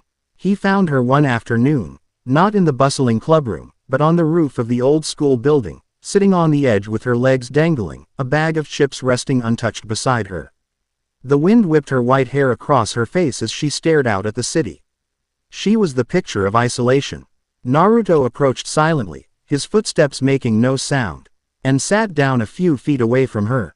He didn't speak, just watched the horizon with her. For several long minutes, the only sound was the wind. It's lonely, isn't it? He said finally, his voice soft enough not to startle her. Feeling like you have to hide a part of yourself. Like if people saw what you really were, they'd run away screaming. Kaneko's shoulders stiffened. She kept her gaze fixed on the city below. I don't know what you're talking about. Yes, you do, Naruto said gently. He closed his eyes, focusing inward, sensing the unique quality of her energy. Your power, it feels sad. It wants to be free. But you keep it locked in a cage because you're afraid of it. He opened his eyes and looked at her. I know that feeling. That simple statement of shared experience did what no amount of prodding could. A single tear traced a path down her cheek, and she quickly wiped it away with the back of her hand. Quote. You don't know anything, she whispered, her voice thick with unshed tears. I know my friend is hurting, he said, his voice firm but kind. And I want to help. The dam of her stoicism finally broke. The story came out in quiet, painful sentences. Her older sister, Kuroka, the one she had loved and admired more than anyone, The day their master, a kind devil who had taken them in, was found dead, murdered. Kuroka standing over the body, a mad grin on her face. Before vanishing and becoming one of the underworld's most wanted criminals, Kaneko had been left behind, tainted by association, branded as the sister of a traitor, terrified that the murderous insanity that had claimed her sister was dormant inside her, waiting to erupt. "I'm scared," she finally admitted, her voice cracking. "I'm scared that one day, I'll lose control, and hurt everyone. Hurt Rias-senpai, and you." Naruto listened to her confession, his heart heavy with the weight of her undeserved guilt. When she was finished, he moved, sitting directly in front of her. "Kaneko-chan, look at me." She hesitantly met his gaze. His blue eyes were filled with an unwavering certainty. "There was a monster inside of me once," he said, his voice a low, powerful murmur. "A being of pure, unadulterated hatred. Its power was so immense it could shatter mountains with a roar. For years, I was terrified of it. I thought it was my true nature. I thought that one day, it would consume me, and I would destroy everything I ever loved." He leaned in closer, his presence a comforting warmth against the rooftop chill. "But I was wrong. The monster wasn't me, it was just a part of me. A power. And power, Kaneko-chan, is not good or evil. It is just power. What matters is the heart of the one who wields it." He gently poked her in the center of her chest. "And your heart is a kind one. I can feel it. You are not your sister. You are not a monster. You are Kaneko Tuju, a valued member of the House of Grimori, and my precious comrade." His words, spoken with such absolute, unshakable conviction, were a balm on her wounded soul. He wasn't just reassuring her, he was declaring a truth she had been too afraid to believe. "Don't be afraid of who you are," he urged. "Accept it, own it, show me." Hesitantly, shakily, Kaneko closed her eyes. She focused, not on suppressing her power, but on letting it go. A soft white light enveloped her, and when it faded, two snow white cat ears had sprouted from her hair, and two long, elegant cat tails swished gently behind her. She opened her eyes, her golden irises now slitted like a cat's, and looked at him, bracing for a reaction of fear or disgust. Naruto simply smiled, a warm, genuine smile that held nothing but acceptance. He reached out slowly, and with a gentleness that made her heart ache, he scratched her softly behind one of her new ears. A loud, rumbling purr escaped her throat before she could stop it. Her entire body flushed with embarrassment, but also with a profound, overwhelming sense of relief. He wasn't afraid. He didn't hate her. He had seen her true self, and he had accepted it. It was in this moment of fragile, newfound peace that the world went cold. A new presence descended upon the rooftop, an aura that was both intoxicatingly powerful and chillingly dangerous. It was a wave of pure, concentrated senjutsu, far greater than Kaneko's own. "Well now, what's this?" A sultry, playful voice purred from the shadows. "My cute little Sharon is letting a filthy devil touch her precious ears. Big sis is getting jealous." A woman emerged from a ripple of distorted space. She was stunningly beautiful, with long black hair and a voluptuous figure barely contained by a revealing black kimono. She had the same cat ears and tails as Kaneko, but she wore them with a confident, predatory grace. This was Kuroka, the black cat of evil, an SS-class stray devil. Kaneko immediately scrambled back, her ears flattening against her head in fear and anger. "Kuroka, what are you doing here?" "I came for you, of course. My sweet Sharon," Kuroka said, her eyes, the same golden hue as Kaneko's, fixed on her little sister. "I've finally found a way for us to be together, away from all these nasty devils. It's time to come home." Before she could take another step, Naruto was on his feet, standing between the two sisters. He hadn't drawn his gauntlet. He just stood there, a calm, immovable object. "She's not going anywhere," he stated. Kuroka's playful demeanor sharpened, her eyes narrowing into dangerous slits. "And who are you to stand in my way? Dedrag's newest pet. You smell strong, I'll give you that. But you're no match for me." At that moment, Rias, Akano, and the others arrived on the roof, drawn by Kuroka's immense power signature. They immediately fell into combat stances. "Kuroka." Rias's voice was like ice. "One of the underworld's most wanted criminals. You are in my territory, threatening my servant. Surrender now, and I will ensure your trial is a swift one." Kuroka laughed, a sound like tinkling bells and breaking glass. "Oh, the little Grimoire princess wants to play hero. How cute. You and what army?" A massive battle was about to erupt on the school roof, but Naruto held up a hand. "Everyone, stand down." The command was spoken so quietly, yet with such absolute authority, that even Rias hesitated. Naruto's gaze was locked on Kuroka. He ignored her seductive posture, her taunts, her displays of power. He looked past all of it, into the heart of her motive. "You didn't kill your master out of malice," he said, his voice cutting through the tension. "You did it to protect her. To protect Sharon." The name, Kaniko's birth name, made everyone freeze. Kuroka's playful mask shattered, replaced by a look of genuine shock. "He was experimenting on her," Naruto continued, his voice resonating with a truth he could feel in her turbulent energy. "Trying to force her senjutsu to evolve in a way that would have destroyed her mind and body. You killed him to save her life." Kaniko stared at Naruto, then at her sister, her mind reeling. "Is that true?" Kuroka's composure crumbled. How could you possibly know that?" she whispered, her gaze fixed on Naruto. "I can feel it," he said simply. "The truth. The fierce, desperate love you have for your sister. It's the most powerful thing about you." Kuroka was about to respond, to confess, to finally tell the truth she had hidden for so long, when a new presence, colder and more terrible than her own, fell upon them. It was the feeling of the void. A figure coalesced from the shadows on the rooftop. It was humanoid, but its form was indistinct, cloaked in ragged black robes that seemed to drink the light. It radiated no heat, no life, no energy. It was a hole in the world. "Traitorous cat," a voice hissed. It was a dry, rasping sound, like stone grinding on bone. "Your former associates send their regards.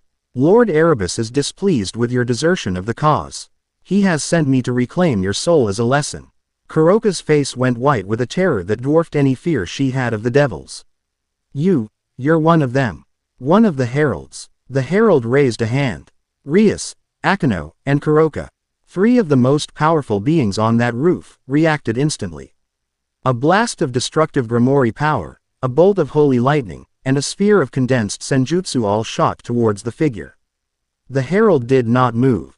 It did not erect a barrier. The attacks simply vanished.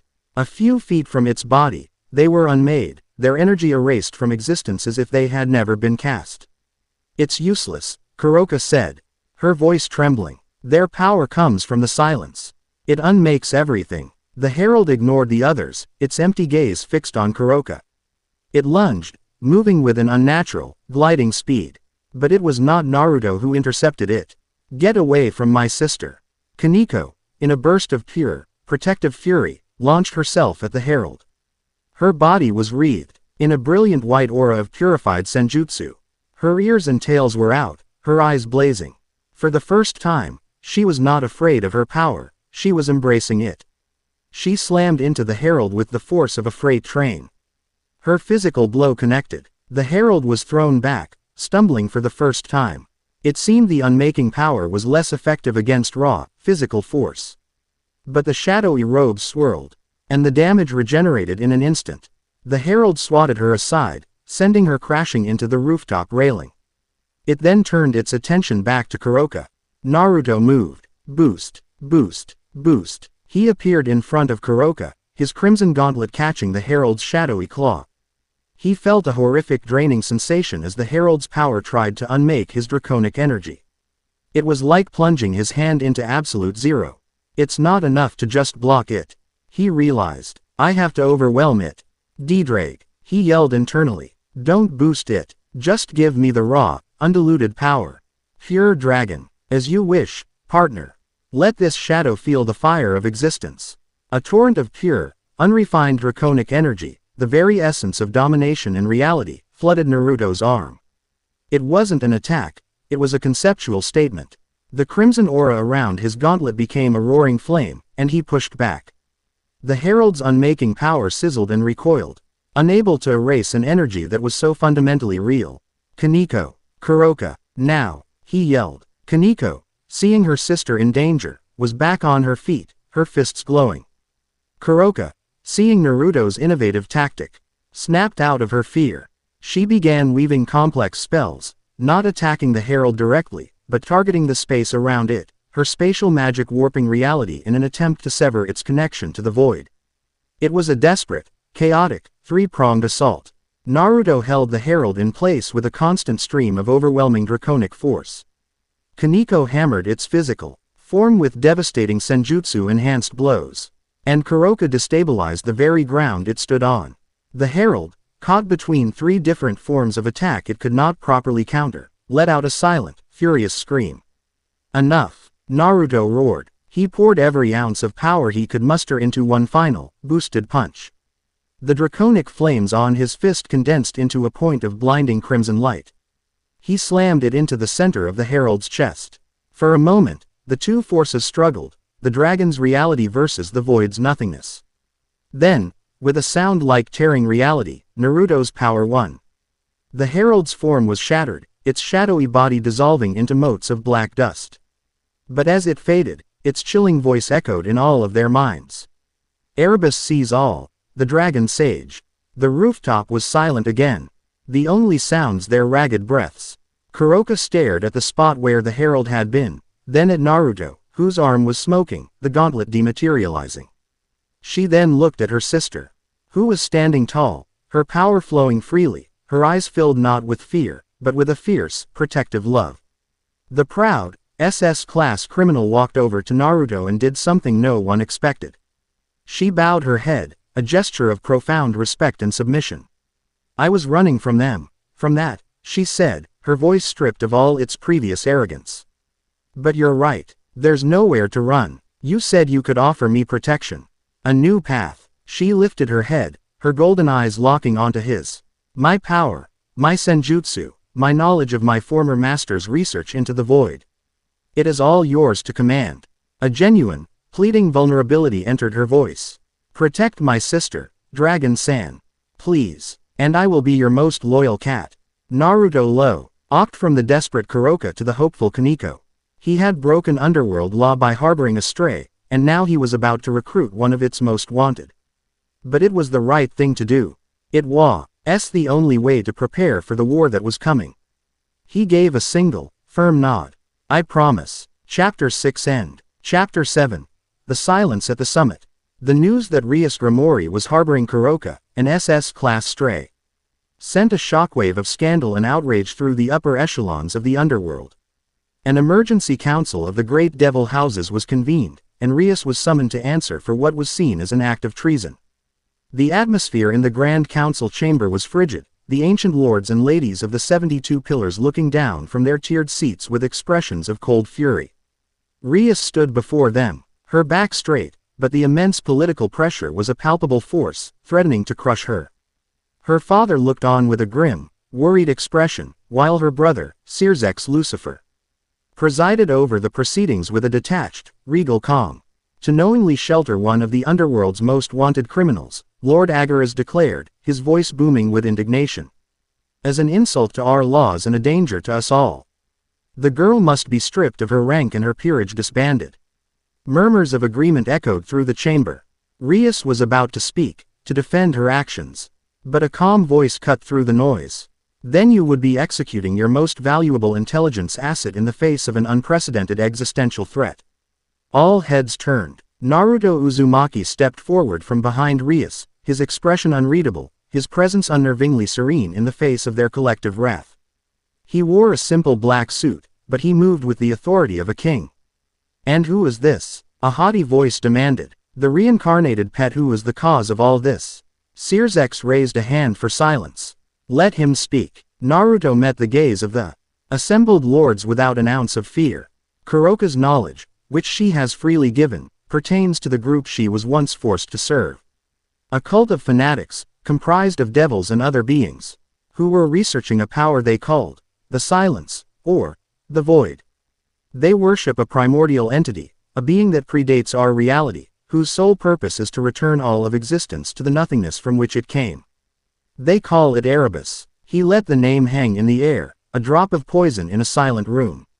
He then recounted the battle on the rooftop, describing the herald's ability to unmake their most powerful magic. A threat that conventional power could not harm. I did not order Lady Rias to shelter Kuroka, Naruto stated, taking the full weight of the crime onto himself. I made the decision. Because in the war that is coming, a war against an enemy that can erase you from existence, the laws you hold so dear will be meaningless. Information and unorthodox allies will be the only things that keep us from being forgotten. Kuroka is one such ally. To execute her would be a strategically indefensible act of blind tradition. His speech, delivered not with defiance but with the cold, irrefutable logic of a military commander, stunned the council into silence. They had come expecting to reprimand a disobedient girl. They were instead being briefed on a cosmic horror by a being who spoke of war and strategy with more authority than any of them. Sears seized the opportunity. This threat is the very reason I have been pushing for a peace summit with the angels and fallen angels, he announced. His voice ringing with power. Our internal squabbles are a luxury we can no longer afford. The summit will take place in 3 days' time, on neutral ground. And in light of his unique insight and demonstrated capability, I am appointing a new role for this conference. He looked directly at Naruto.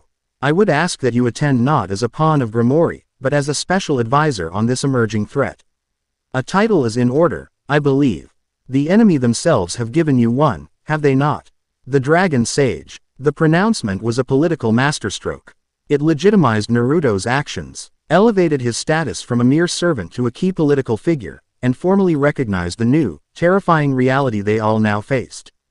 The council, faced with the dual author, ity of Sears's will and the chilling logic of Naruto's warning, had no choice but to acquiesce.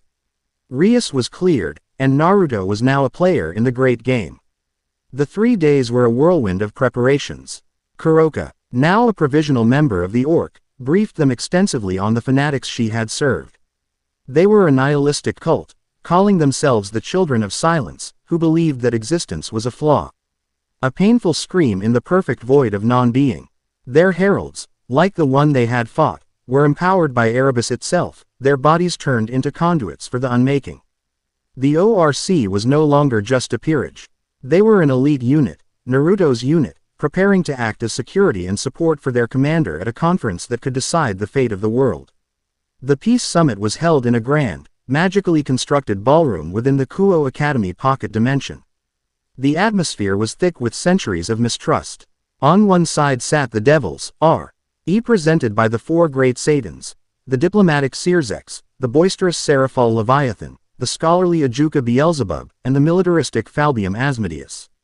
On another side sat the delegation from heaven, led by the Archangel Michael, his handsome face serene, flanked by the fiery-haired Gabriel and a nervous but proud Irina Shido. And on the third side sat the fallen angels, led by a surprisingly relaxed Azazel. But his choice of companion sent a ripple of shock through the room. Standing behind him, clad in his white dragon armor with the helmet retracted, was Valley Lucifer, the host of the Vanishing Dragon. Decided to bring your attack dog, Azazel. Seraphal chirped, her playful tone barely masking the tension. Valley is my most valuable researcher on the subject of heavenly dragons. Azazel retorted with a lazy grin. And since the other one is here, I thought it best to have a subject matter expert on hand. He winked at Naruto, who stood near the wall with the rest of the ORC, observing the proceedings in silence. The talks began, and they were as fraught as expected. Old wounds from the Great War were revisited. Accusations were leveled regarding Kokobeel's unsanctioned attack. Michael spoke of peace and forgiveness, but his words were laced with the unyielding iron of heaven's law. Sears masterfully navigated the diplomatic minefield, but progress was slow. It was Azazel who finally cut to the chase. All right, enough with the posturing, he said, dropping his casual facade. We all know why we're really here. Sears's new Dragon Sage has made a bold claim about a boogeyman named Erebus. I, for one, am inclined to believe him. So, instead of arguing about who shot who in a war that ended centuries ago, why don't we discuss the enemy that wants to eat us all? Just as Naruto was about to step forward to present his intelligence, the world outside the ballroom's windows went dark. The pocket dimension's sky, once a neutral gray, turned a violent, bloody crimson. A massive, malevolent magic circle, bearing the crests of the original Leviathan and Asmodeus, tore open above the hull. So, the old guard has finally decided to crash the party, Azazel sighed, looking bored. Figures began to teleport onto the grounds outside. Devils clad in old-style armor, led by a woman with long, dark hair wielding a staff of ice, and a beautiful, androgynous man. Cateria Leviathan, Sirzex said, his voice grim. And Creuseri Asmodeus, descendants of the original Satans. The leaders of the Chaos Brigade's old Satan faction. So much for peace. Cateria's voice, amplified by magic, echoed across the grounds. We will never accept a false Lucifer on the throne. We will reclaim our birthright and purge the underworld of your filth. The attack began. A wave of demonic soldiers charged the hull. Before Sirzex or the other leaders could even rise, Naruto acted. This is a diversion, he said, his voice cutting through the initial shock. Their real target is the treaty itself. Orc, you're on. He took command instantly and instinctively. Rias, Akino, Kuroka, aerial superiority. Deny them the sky. Kiba, Kaneko, Xenovia, you are the front line. Break their charge. Asia, Irina, stay back and provide support and healing. Go. His team moved without hesitation, a single, cohesive unit. They burst from the hull and met the Chaos Brigade's charge head-on. Their coordinated movements and teamwork a shocking display of efficiency that held the much larger force at bay. Inside, the faction leaders watched, impressed. But Naruto's words lingered. A diversion. He was right. Suddenly, the massive defensive barriers that Michael and Sirzex had erected around the hull didn't shatter. They simply fizzled out of existence. The whole and demonic energy that composed them was unmade in an instant.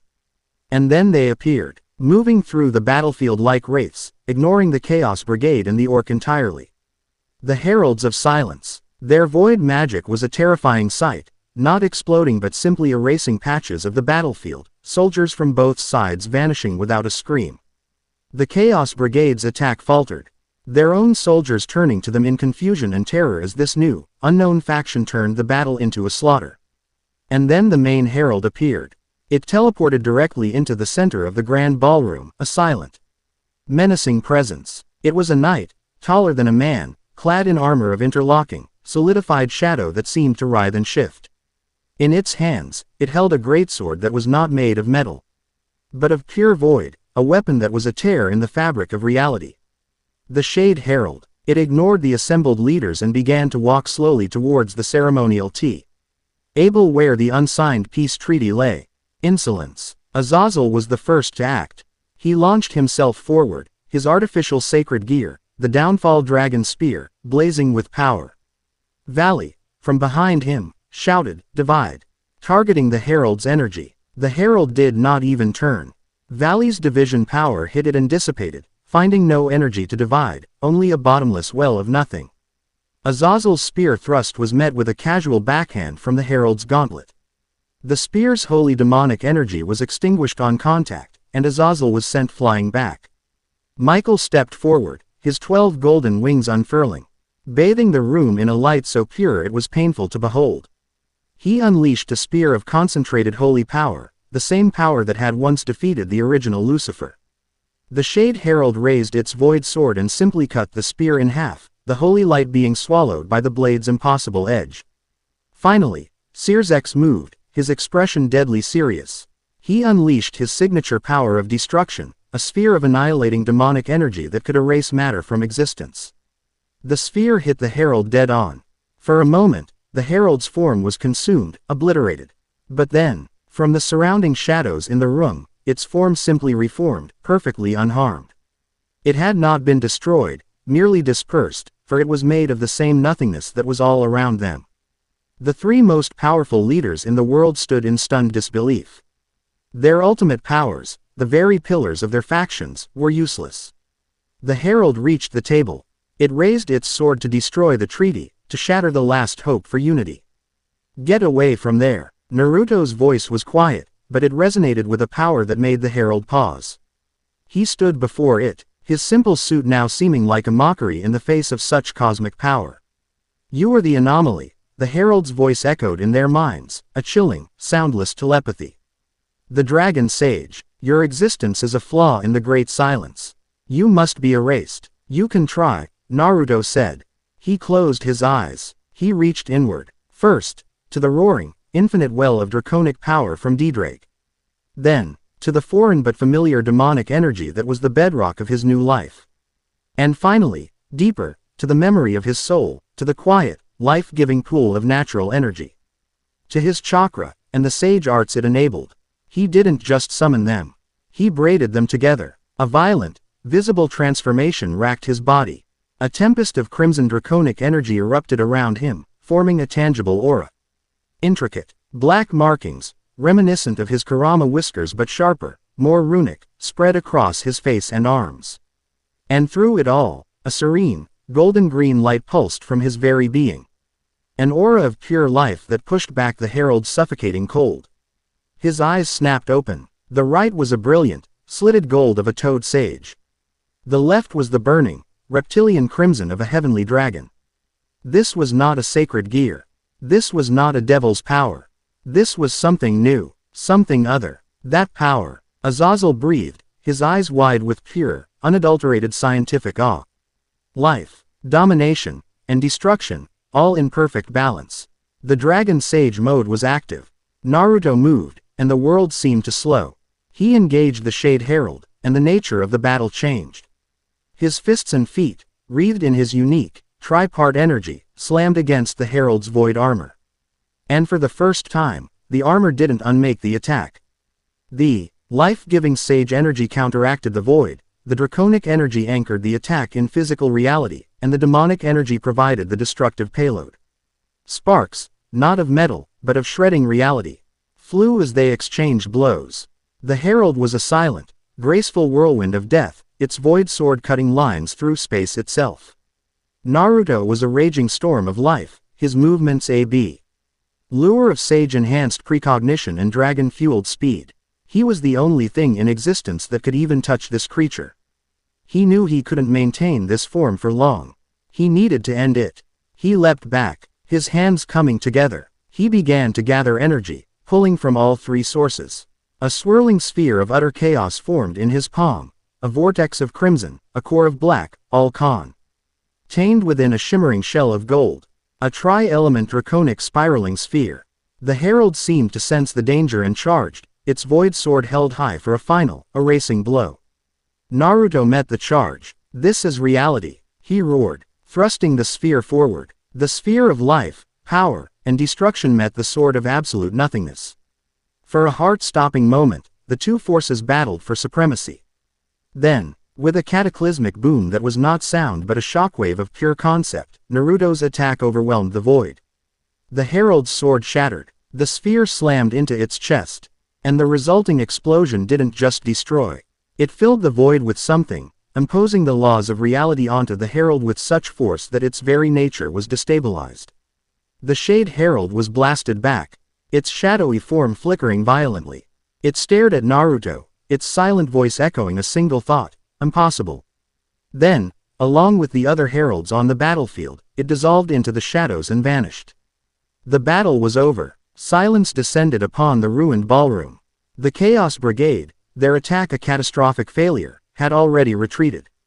The members of the Orc, battered but alive, stared in awe. The three most powerful faction leaders in the world looked at Naruto, who stood panting, the incredible power slowly receding from his body. The summit was a disaster. The peace treaty lay untouched, forgotten. But in its place, a new, unspoken accord had been forged. A grim, terrifying truth had been seared into the minds of all present. Their eternal squabbles were a child's game. The real war had just been declared. And standing at the very center of it all was the Dragon Sage, their strange, terrifying, and only hope. Chapter 7 End. Chapter 8.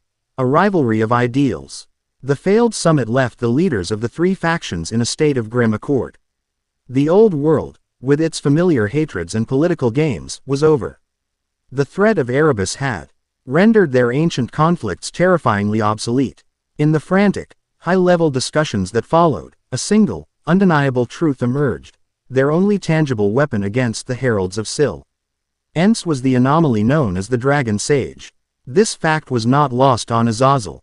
The Governor-General of the Fallen Angels was, above all else, a pragmatist and a scholar. He saw the coming war not in terms of good versus evil, but as a complex equation of power and potential. And his equation had two wild, unpredictable variables: the Red Dragon Emperor and the White Dragon Emperor.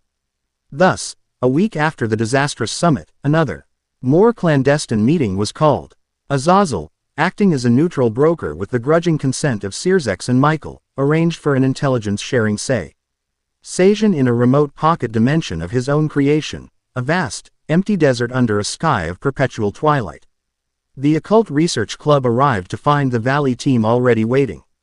The tension was immediate and suffocating. Baiko, the Monkey King descendant, lounged on a rock, grinning mischievously. Arthur Pendragon, the wielder of Caliburn, stood with a calm, knightly poise.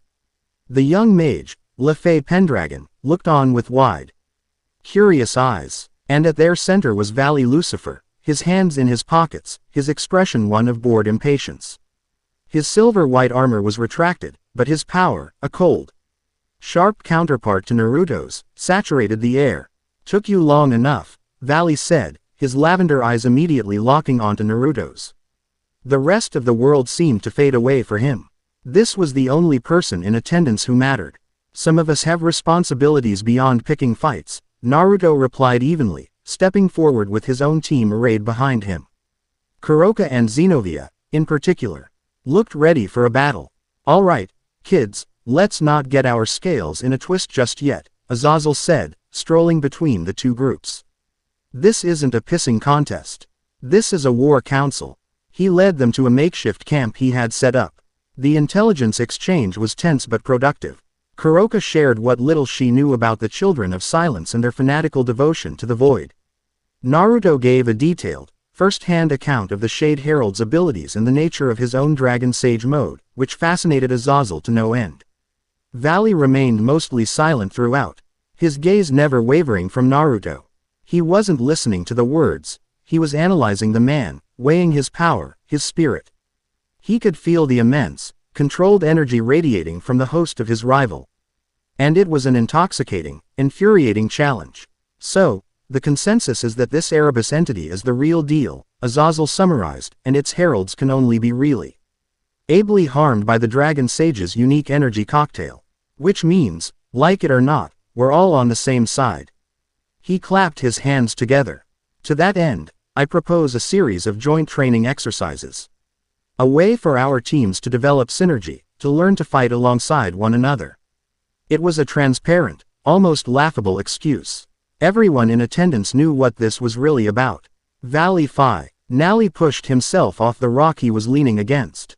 "All this talk is boring," he said, his voice flat.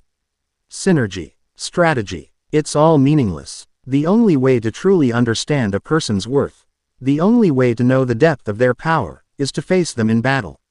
He took a step forward, a faint silver aura beginning to leak from him. "I've waited a long time for a rival worthy of my attention," Ddrake's host. "Your little light show at the summit was impressive. But I want to see it for myself. I want to feel that power, and I want to divide it into nothing." His challenge hung in the air, a gauntlet thrown down. Baiko sighed. "Here we go." Rias stepped forward. "We are not here to fight, Valley." "I am," Valley stated, his gaze still locked on Naruto. Naruto looked at Valley, at the burning obsession in his eyes. The profound loneliness of a boy who had been defined by his power his entire life. He saw a mirror of a friend he had once spent years chasing, another prodigy lost in his own strength. He knew that words alone would not reach this one.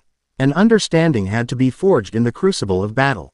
This wasn't just a fight Valley wanted, it was a fight Naruto needed to have. "All right," Naruto said, his voice calm, silencing all protest. He shrugged off his jacket. "But if we're going to do this, we're going all out." They stood opposite each other in the center of the vast, barren desert. A mile away from the others. The twilight sky swirled above them, a silent audience to a conflict destined since the dawn of time. "So, it has finally come to this," Ddrake's voice boomed in Naruto's mind. A mixture of excitement and grim resolve. "Albion's host is a true prodigy, partner. Do not underestimate him. He's just a kid who doesn't know what to do with his own strength, Naruto thought back. I've dealt with his type before. Valley smirked. Ready to have that power of yours halved over and over until you're weaker than a human, Red Dragon. Let's see you try, White Dragon, Naruto retorted. They moved at the same instant. The ground between them exploded as they met in a clash of fists, the shockwave a physical thing that kicked up a mile-high plume of sand. The first phase of the battle was a breathtaking display of raw physical prowess. Valley was a creature of pure, refined talent. His movements were economical, precise, each blow delivered with the force and accuracy of a master martial artist. He flowed like water, his demonic power augmenting his speed to supernatural levels. Naruto was a different beast entirely. He was a rugged, unpredictable brawler. A veteran of 1,000 dirty fights. His style was less elegant, more instinctive, but brutally effective. He used feints, dodged at awkward angles, and struck from unexpected positions. His shinobi training a chaotic counterpoint to Valley's polished technique. Valley landed a clean kick to Naruto's ribs, sending him skidding back.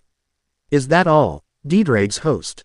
I'm disappointed. Naruto just grinned, wiping a trickle of blood from his lip. Warming up, he vanished, reappearing behind Valley and aiming a kick at his head. Valley ducked under it, his own fist lashing out, but Naruto was already gone. A log taking the hit in his place, a basic substitution jutsu fueled by a sliver of demonic energy. Valley's eyes widened in surprise. Tricks. Experience, Naruto corrected, reappearing. And landing a solid punch to Valley's jaw. The battle escalated. Their casual blows became serious, each impact creating thunderous booms that echoed across the plains. It was clear that at this level, they were perfectly matched. Enough games, Valley hissed, leaping back. A brilliant white light enveloped him. Vanishing Dragon. Balance Breaker. The sleek, silver-white armor of the divine dividing scale mail covered his body. The power that rolled off him was immense, a pressure that could make lesser beings collapse. Naruto met the transformation with his own. Boosted gear. Scale mail. The crimson draconic armor formed around him, roaring with power. The two heavenly dragons, eternal rivals, now faced each other once more through their chosen hosts. They charged. The clash was no longer just physical. It was a battle of concepts. Every time Naruto's crimson armor flared with boosted power, a chime would echo from Valley's wings. Divide. And Naruto would feel his strength being halved, siphoned away. But Naruto adapted. He didn't use his boosts to build up for one massive blow. He used them in short, rapid bursts, using the power before Valley could divide it all. He used transfer not on his fists, but on the ground beneath Valley's feet, making it explode to throw him off balance. You fight like a cornered animal. Valley taunted, his wings unleashing dozens of small, dragon-like constructs of pure energy that swarmed Naruto. And you fight like a spoiled prince who's never had his toys taken away. Naruto roared back, unleashing a wave of draconic energy that incinerated the constructs. It was in the heart of this storm of power that Naruto began his true assault. Is this all you want, Valley? A good fight. A war is coming for our very existence, and you're treating it like a glorified sparring match. Divide, divide, divide. Valley was relentless, his power steadily draining Naruto's. This is what matters. It's the only thing that has ever mattered. I was born with this power. A descendant of the original Lucifer, host to the vanishing dragon. My destiny is to stand at the pinnacle. I will grow strong enough to defeat Great Red himself, and you are nothing but a stepping stone. And then what? Naruto yelled, his voice cutting through the roar of their battle. He took a direct hit from Valley that sent him crashing into a rocky mesa, shattering it. After you beat him, after you're the strongest thing in the universe. What then, Valley? Who will you share that victory with? What is the point of being the strongest person on a silent, empty mountain? The question struck Valley with the force of a physical blow. No one had ever asked him that. No one had ever dared to question the sanctity of his goal. Enraged by the doubt Naruto's words planted in his soul, Valley's power surged uncontrollably. The gems on his armor began to glow with a sinister, green light. A dark, chanting incantation began to echo from him. Who is about to awaken? Valley. No, Azazel shouted from the sidelines. Your juggernaut drive is incomplete. It'll consume you. Valley ignored him, his mind lost in a haze of rage and newfound confusion.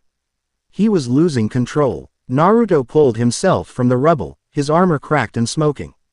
He looked at Valley, at the berserker rage that was about to consume him, and shook his head. There is a better way to find power. He closed his eyes. The crimson armor of the boosted gear dissolved, shocking everyone. For a moment, he just stood there, vulnerable. Then, the new power came. The crimson aura of the dragon, the black markings of the demon. The golden glow of the sage. His dragon sage mode flared to life, a calm, controlled, overwhelming presence that was the absolute antithesis of Valley's berserker rage. The sheer pressure of Naruto's new form was enough to make Valley's unstable transformation falter. He stared at Naruto, at a power that was not born of rage or obsession, but of perfect balance. "Let's end this," Naruto said, his voice now a calm echo of his dual energies. He began to form a tri-element draconic spiraling sphere in his hand. Valley, snapping out of his stupor, channeled his remaining power into his own ultimate attack. His dividing wyvern fairies, launching a swarm of miniature white dragons towards Naruto. The two ultimate attacks met in the middle of the wasteland. The resulting explosion was not of energy, but of concepts. Creation versus division. Existence versus negation. The dimension itself cracked, the twilight sky shattering like glass to reveal the raw void between worlds. Both were blasted back, their powers completely exhausted, their armors disintegrating. They landed on opposite sides of a newly formed crater that was miles wide, panting, battered, and drained. A stalemate. Naruto pushed himself to his feet, swaying slightly. "You have the power of a king, Valley," he said, his voice carrying across the crater. "But the ambition of a child. Strength without purpose is just violence. Find something to protect. Find a reason to fight beyond yourself. When you do, you'll finally understand what true power is." Valley stared at him, his mind a whirlwind of conflicting thoughts. He had not lost, but he had not won. He had been met, matched, and then philosophically dismantled. He had no response. The foundation of his entire life's ambition had been cracked. He scoffed, a weak, hollow sound, and turned away. "Let's go," he muttered to his team. They hesitated, then followed, vanishing in a magic circle. Their departure was not the arrogant retreat of a victor, but the quiet withdrawal of a student given a lesson he couldn't yet comprehend. Azazel walked over, a deep, thoughtful expression on his face. "You know," he said to Naruto, "I was hoping you two would knock some sense into each other. I didn't expect a full-blown philosophical deconstruction of the nature of power." Naruto just smiled wearily. In his mind, Deedrade was quiet for a long time. Then, the ancient dragon spoke, his voice filled with a strange new tone of awe. "My rivalry with Albion has always been about a simple question: who is stronger? You have just changed the very nature of that fight." "Partner." Miles away, aboard their speeding transport ship, Valley stared out a viewport into the swirling chaos of the dimensional gap. He was silent, introspective. Then, the voice of his partner, the White Dragon Emperor, echoed in his mind, clear and concise. "That one, his will is absolute. He fights like a true king, Valley. You are, for now, merely a warrior." Chapter 8 End. Chapter 9. Echoes of Oblivion. The victory against Valley was not celebrated. It was a violent, earth-shattering draw that served as a grim prelude to the silence that followed. In the days after, the world began to unravel. It started as whispers, isolated incidents reported by frantic, low-level patrols. In the highest tiers of heaven, a squad of Grigori angels found a section of the celestial archives where the light of God's grace had gone dim. The holy texts on the shelves had been leached of their power, their golden words turned to gray, meaningless scrawls. The air was cold, and the sound of angelic hymns could not penetrate the oppressive silence that had claimed the wing. Deep within the underworld, a Grimoire patrol in the outer territories sent back a single, terrified report before their communications went dead. A relief force found the patrol's demonic energy signatures, but not their bodies. They stood as statues of gray ash, their faces frozen in expressions of quiet horror. On the edge of a newly formed crater where the very ground had become a patch of inert, lifeless dust that felt like nothing. And in the human world, in a quiet suburb of Kyoto, a strange Colorless mist descended upon a single city block. The residents within did not panic or scream. They simply stopped. They ceased their arguments, their laughter, their work. They stood in their homes and on their lawns, their faces slack with a profound apathy, as the color of the world around them slowly drained away, leaving only shades of gray. These were the silent zones. Cancers on the fabric of reality, appearing with increasing frequency and scale. They were drawn to concentrations of power, feeding on the holy and demonic energies that kept the supernatural world turning. They were the echoes of Erebus, the first tangible signs of a world beginning to forget itself. This terrifying new reality forced the hands of the faction leaders. An emergency war council of the new Grand Alliance was convened, not in a grand hall, but in a secure, underground command bunker created by Ajuka Beelzebub. The atmosphere was grim. Projections on massive screens showed the silent zones spreading across maps of all three realms like a plague. They are appearing at an exponential rate, Sirzek stated, his voice devoid of its usual warmth. Every time we deploy a force to contain one, the concentration of power seems to act as a catalyst, either expanding the zone or causing a new one to appear nearby. It's a war of attrition we cannot win, Azazel added, leaning back in his chair, his casual posture at odds with the deadly seriousness in his eyes. We're fighting an enemy whose very presence depletes our ammunition. The more we fight, the weaker our worlds become. Michael, his face etched with sorrow, looked at the largest of the zones, a pulsating wound on the map located in the desolate, uninhabited Badlands of North America. This one. It is the oldest, the largest. Our diviners say it is not just a zone, it is a rift. A tear in the veil. It is the heart of the infection. A single, desperate consensus was reached. A strike team had to be sent into the rift. The scar, as they were calling it, to find its source and seal it from the inside. A suicide mission. When the debate turned to who could possibly lead such a mission, a rare, unanimous silence fell over the room. The three most powerful beings in their respective pantheons all looked to one person. Naruto, who had been standing silently with his peerage, met their gazes. He felt the weight of their collective hope and desperation settle onto his shoulders. It was a familiar burden. I will lead the mission, he said, his voice calm and steady, cutting through the tension. He stepped forward to the tactical map. But I will not go in blind, and I will not go in alone. I need my unit. His gaze swept over the orc, who stood ready, their faces a mixture of fear and unwavering resolve. And I need more firepower. I need the vanishing dragon. Azazel grinned faintly. I was hoping you'd say that. I'll have a word with him. He's been contemplative since your last encounter. The Chan, CE to observe this absolute nothingness up close will be a temptation he can't resist. As they began to formulate a plan, a frantic alert klaxon blared through the command bunker. A panicked devil commander appeared on the main screen.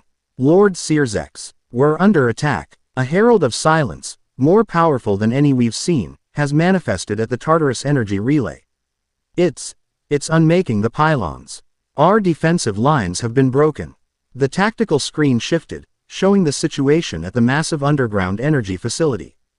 Dozens of allied devil soldiers were being systematically erased by a single colossal herald that moved with horrifying speed.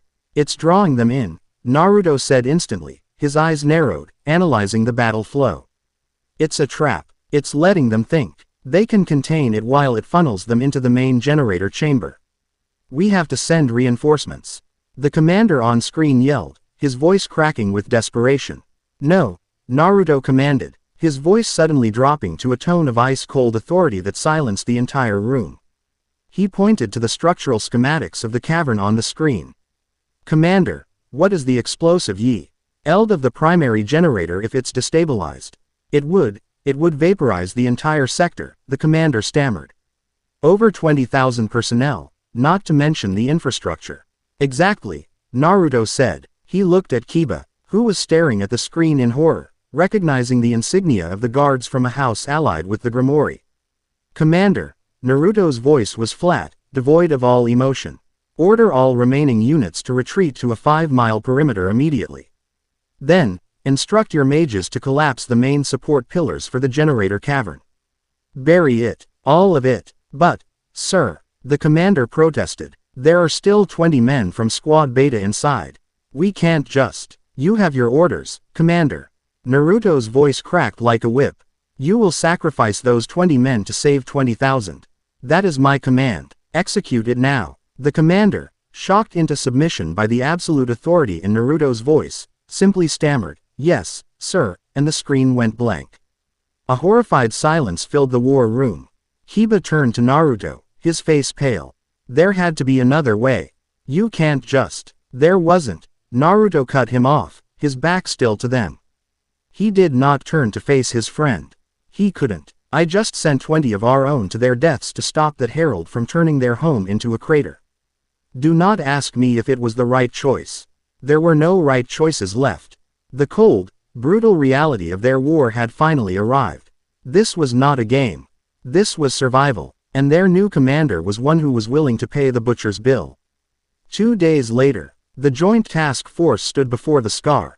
It was a horrifying sight. The air in a mile-wide circle shimmered like a heat haze, but it was cold, a soul-deep chill that had nothing to do with temperature. The light bent around it, and all sound was muffled, as if the world itself was holding its breath. The team was an odd assortment of rivals and allies. Naruto's full orc stood ready. The Valley team had arrived, Valley himself looking at the rift with a hungry, analytical curiosity. A handful of elite angels and devils, the bravest of their ranks, made up the rest of the force.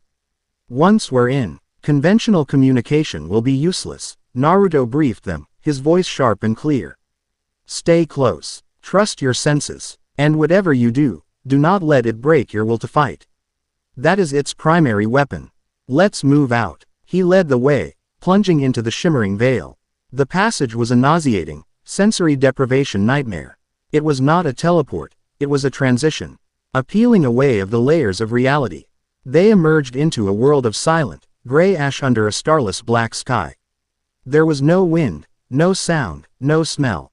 The only color came from their own bodies and armor. What is this place? Asia whispered, clutching her cross.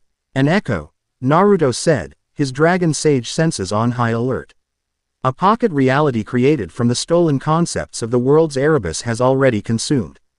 They hadn't walked 100 yards before the inhabitants of this dead world appeared. They rose from the gray ash, figures made of swirling dust and despair. They were the echoes. Some wept, and the soundless cries ripped at the task force's minds, forcing them to relive their deepest regrets and failures. Other, slower-moving phantoms radiated an aura of pure apathy. A psychic weight that made every step a monumental effort, whispering temptations of rest and the sweet release of giving up. The battle for the rift was a battle for their own souls. They fought back to back, a desperate island of purpose in an ocean of nihilism. Hiba's speed was fueled by his vow to protect his new family. Akino's holy lightning was a beacon of fierce, defiant will. Echo's raw strength was a blunt refusal to surrender. Valley, to his own surprise, found himself fighting with a savage intensity, dividing the echoes of despair not for glory, but out of a profound, instinctual disgust for their weakness. They fought their way to the heart of the scar, a swirling, pulsating vortex of pure void, a wound in the world that bled nothingness. And floating serenely in its center was a figure. It was not a monster. It was a humanoid shape of perfect, unblemished black, as if a man-shaped hole had been cut from the fabric of space-time. It had no features, no armor, no weapon. It was an avatar of Erebus. The absolute personification of tranquility and the end of all things. It did not attack. It spoke, its voice not a sound, but a direct, calming thought that bloomed in all their minds at once. Why do you struggle? The thought was not a question. It was a statement of fact, a gentle truth. It showed them images, not of horror, but of peace. It showed them the end of the universe. The heat death of every star, the decay of the last atom, and presented it not as a tragedy, but as a final, perfect return to serenity. The ultimate peace. All that you build will crumble. All that you love will turn to dust. Your pain, your joy, your struggles, they are temporary sparks in an infinite, silent darkness. Why cling so fiercely to a momentary fever called life, when the cool, eternal peace of non-existence awaits? Rest. Be forgotten. Be at peace. The logic was a soul-crushing poison. Several of the elite devil and angel soldiers simply stopped fighting. They dropped their weapons. A look of profound relief on their faces, and allowed the void to reach out and embrace them, their bodies dissolving into the gray ash without a sound. The avatar turned its full, undivided attention to the brightest spark of defiance, Naruto. And it showed him his own life. The loneliness of his childhood. The pain of seeing his master, Jiraiya, sink beneath the waves. The agony of watching Neji die in his arms.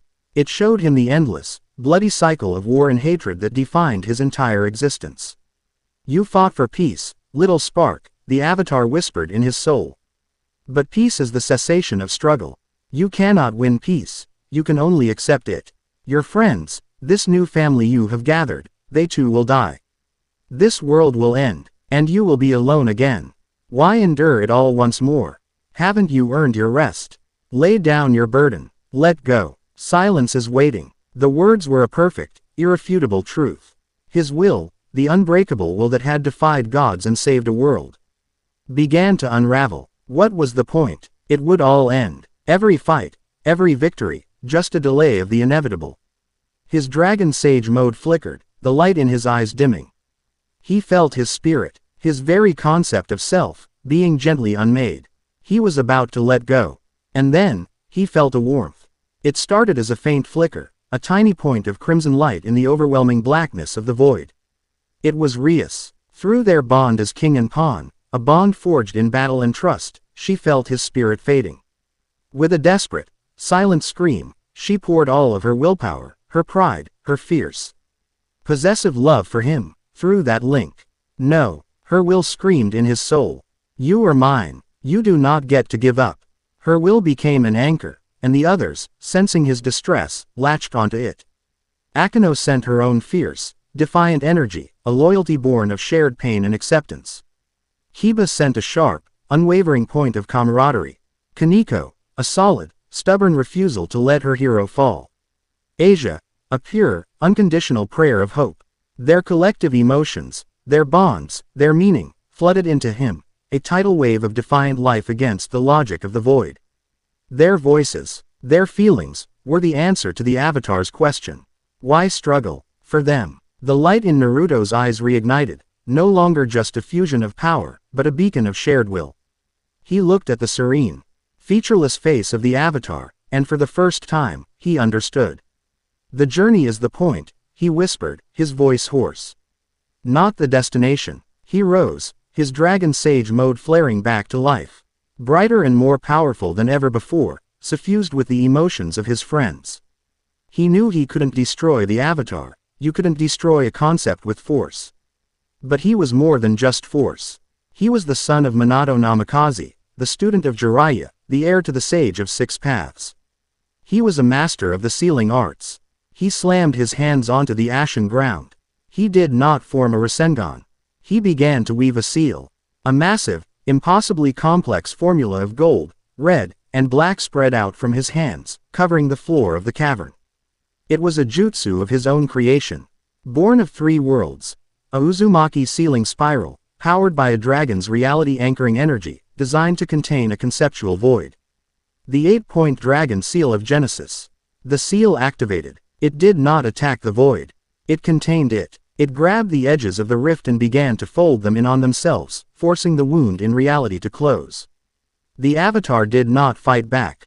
It simply watched him, and as the rift collapsed, Naruto plunged his consciousness into its core, seeing into the mind of Erebus for a single, terrifying instant. And then they were thrown out. The entire task force blasted back into the real world as the scar imploded, the shimmering veil vanishing, leaving behind only a circle of dead, barren earth. They were alive. They had won. The task force erupted in ragged, exhausted cheers. But Naruto was silent, on his hands and knees, his body trembling, not from exertion, but from a horror so profound it threatened to shatter his mind.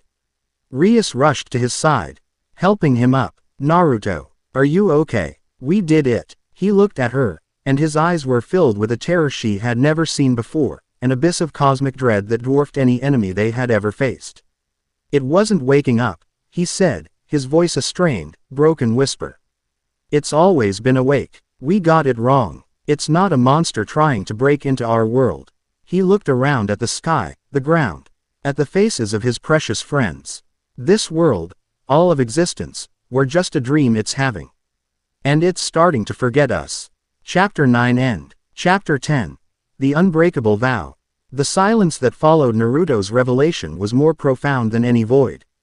The assembled leaders, beings of immense age and power, who had witnessed the birth and death of stars, were rendered speechless. The existential horror of his words settled over them like a shroud. A dream. Azazel was the first to speak, his voice a low, grim whisper.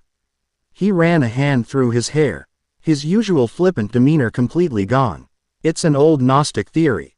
The idea of a flawed creator, a demiurge, with a truer, higher reality beyond it. But this is worse. We're not a flawed creation. We are an accidental one.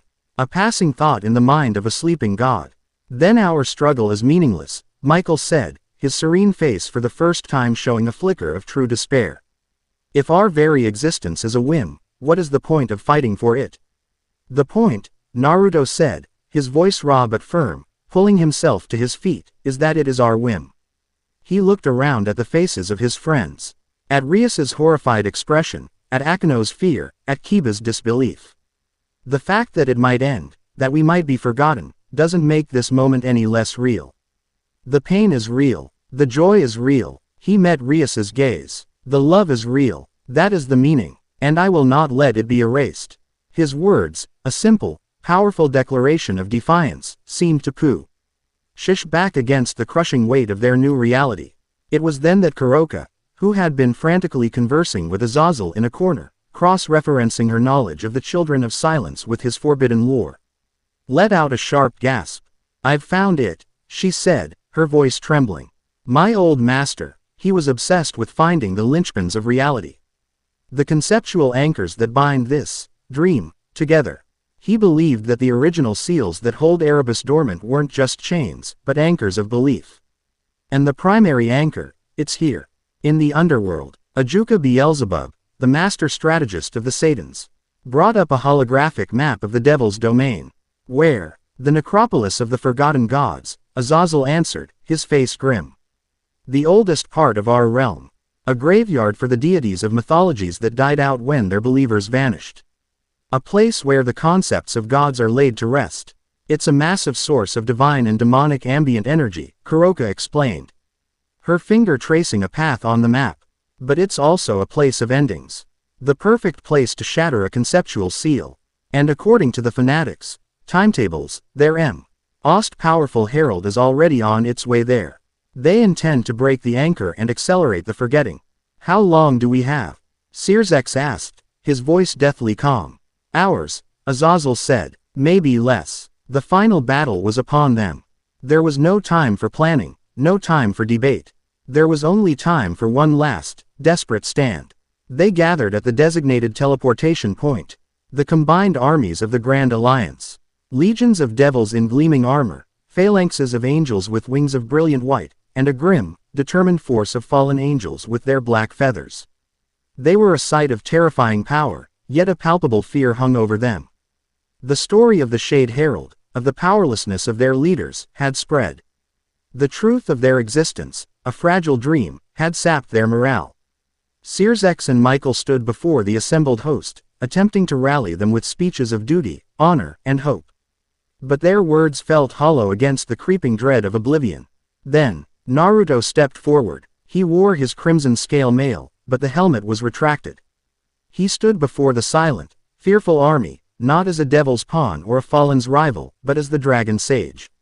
I know what you are thinking, he began, his voice calm and clear, amplified by a touch of magic so all could hear. You are thinking that our world is a dream.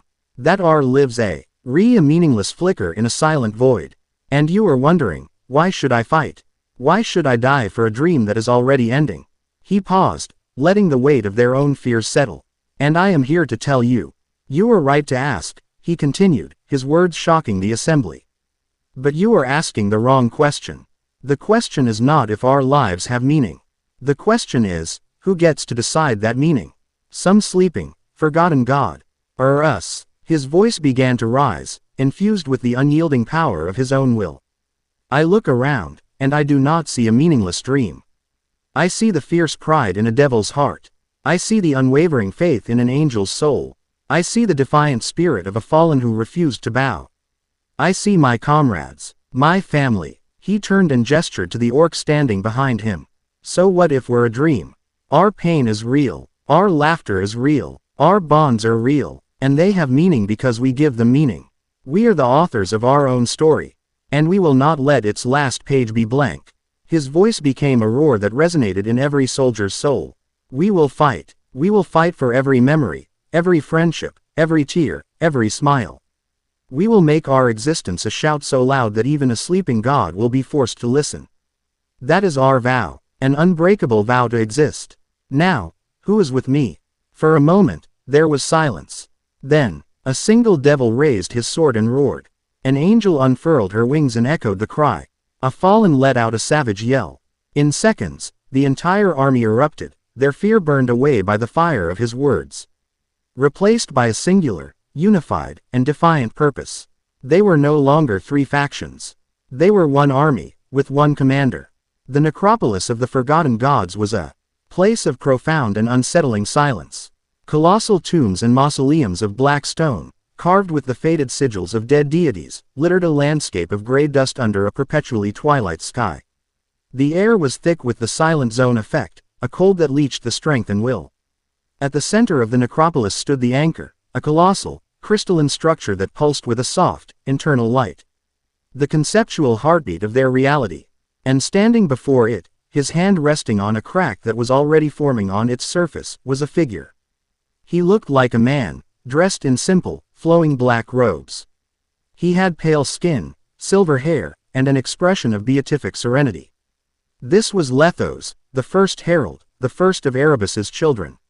He radiated an aura of perfect, calming peace that was more terrifying than any rage. As the Alliance's armies teleported in, he did not turn. He simply raised his free hand, and the ground began to tremble. From the ancient tombs, spectral figures arose. The echoes of the dead gods, twisted into servants of the void. A jackal-headed phantom of a forgotten god of death, a multi-armed specter of a god of war, a weeping ghost of a goddess of love. An army of dead concepts rose to defend the coming silence. The army is yours, Naruto commanded to Sirzex and Michael. Clear a path. We're going for the head. The battle began. The full might of the three factions crashed against the army of divine ghosts. It was a battle of reality against memory, a chaotic, desperate struggle on the graveyard of gods. Valley and his team, acting as a silver spearhead, plunged into the enemy's flank. Sirzex's power of destruction clashed with the phantom of a sun god, a battle of annihilation against fading light. Naruto and the orc became a crimson arrow, piercing through the heart of the battle. They moved as one, a whirlwind of sword, magic, and claw, their teamwork flawless. They fought their way through the spectral lines, our eyes fixed on the serene figure of Lethos. They reached the base of the anchor, a platform of clear crystal. Lethos turned to face them, his smile gentle. You have finally arrived, Dragon Sage, he said, his voice a calm whisper that was heard in all their minds. You have seen the truth. You know the peace that awaits. Why do you prolong this farce? Lay down your arms. Accept the bliss of the end. I gave my answer in the rift, Naruto said, his Dragon Sage mode flaring to life, a beacon of defiant color in the gray landscape. I have something to protect. Ah, yes, bonds, Lethos sighed, a hint of pity in his voice. The most beautiful and painful of illusions. I will show you the truth. He moved, and he was not just fast, he was simply there. He appeared before Naruto, his hand outstretched. The duel began, and it was a battle on a level beyond anything they had ever seen. In his Dragon Sage mode, Naruto was a force of balanced reality. But Lethos was a conduit for the void, his every touch an attempt to unmake. Naruto was holding his own, but only just. Lethos was not fighting to win, he was simply eroding Naruto's existence, and he had the infinite patience of the void itself. Naruto could feel his energy, his will, his very being, slowly fraying under the constant, gentle pressure of the herald's touch. Lethos delivered a palm strike that seemed to phase through Naruto's defenses, striking his chest. The blow was not forceful, but a wave of pure entropy washed through Naruto. His Dragon Sage mode faltered, and he was thrown back, gasping, a patch of his armor gray and inert. Naruto! Rias screamed, unleashing a massive blast of her own power at Lethos. The herald simply raised a hand, and her power of destruction was absorbed, vanishing into his palm. He flicked his wrist, and a sliver of that same void energy shot towards her. Naruto saw it. He tried to move, but his body was too slow. Rias tried to erect a shield, but it was too late. The sliver of nothingness struck her in the side. She cried out, collapsing to the ground, a gray, spreading patch of decay appearing on her uniform, her life force draining away at an alarming rate. Watching her fall was the final trigger. Time seemed to slow for Naruto. He saw Rias, her life fading. He saw his comrades, fighting desperately against an impossible foe. He saw this new world, this new family, on the brink of being erased. And it all connected to a deeper, older memory. The memory of a power that was given to him not just to fight, but to create. To heal, to sustain. The power given to him by the Sage of Six Paths. He realized then that to fight the ultimate nothingness, he couldn't just be a fusion of power. He had to become a source of life itself. I will not, he whispered, struggling to his knees, let you forget them. Quote, he reached, not for Didrake's rage or his demonic power, but for the very life force of the world around him, for the defiant will of the army fighting at his back. For the love of the family bleeding on the ground before him. He reached into the core of his soul and drew upon the memory of a power that could create worlds. A golden, divine energy erupted from him. His Dragon Sage mode was subsumed, transformed. A cloak of brilliant, sun-like chakra enveloped his crimson armor. 6 black, spherical orbs, the truth-seeking orbs of the Sage of Six Paths, materialized behind him in a halo. His presence was no longer just a balance of forces, it was a fundamental statement of absolute, unwavering existence. Asura Dragon Sage mode. Lethos' serene smile finally vanished, replaced by the first flicker of something that might have been surprise. What is this power? This, Naruto said, his voice now a harmonious chorus of sage, dragon, and something far, far older. As the will to live, he moved. He was no longer just fast, he was a law of physics unto himself. Lethos' void attacks, the power that had stymied the gods, simply evaporated before they could reach him. Negated by the life-affirming aura of the truth-seeking orbs. Naruto appeared before Lethos. He did not punch. He simply placed his hand on the herald's chest. It's time to wake up. He didn't need to fight Lethos. He needed to heal the anchor. He spun around, his hands forming a familiar sign.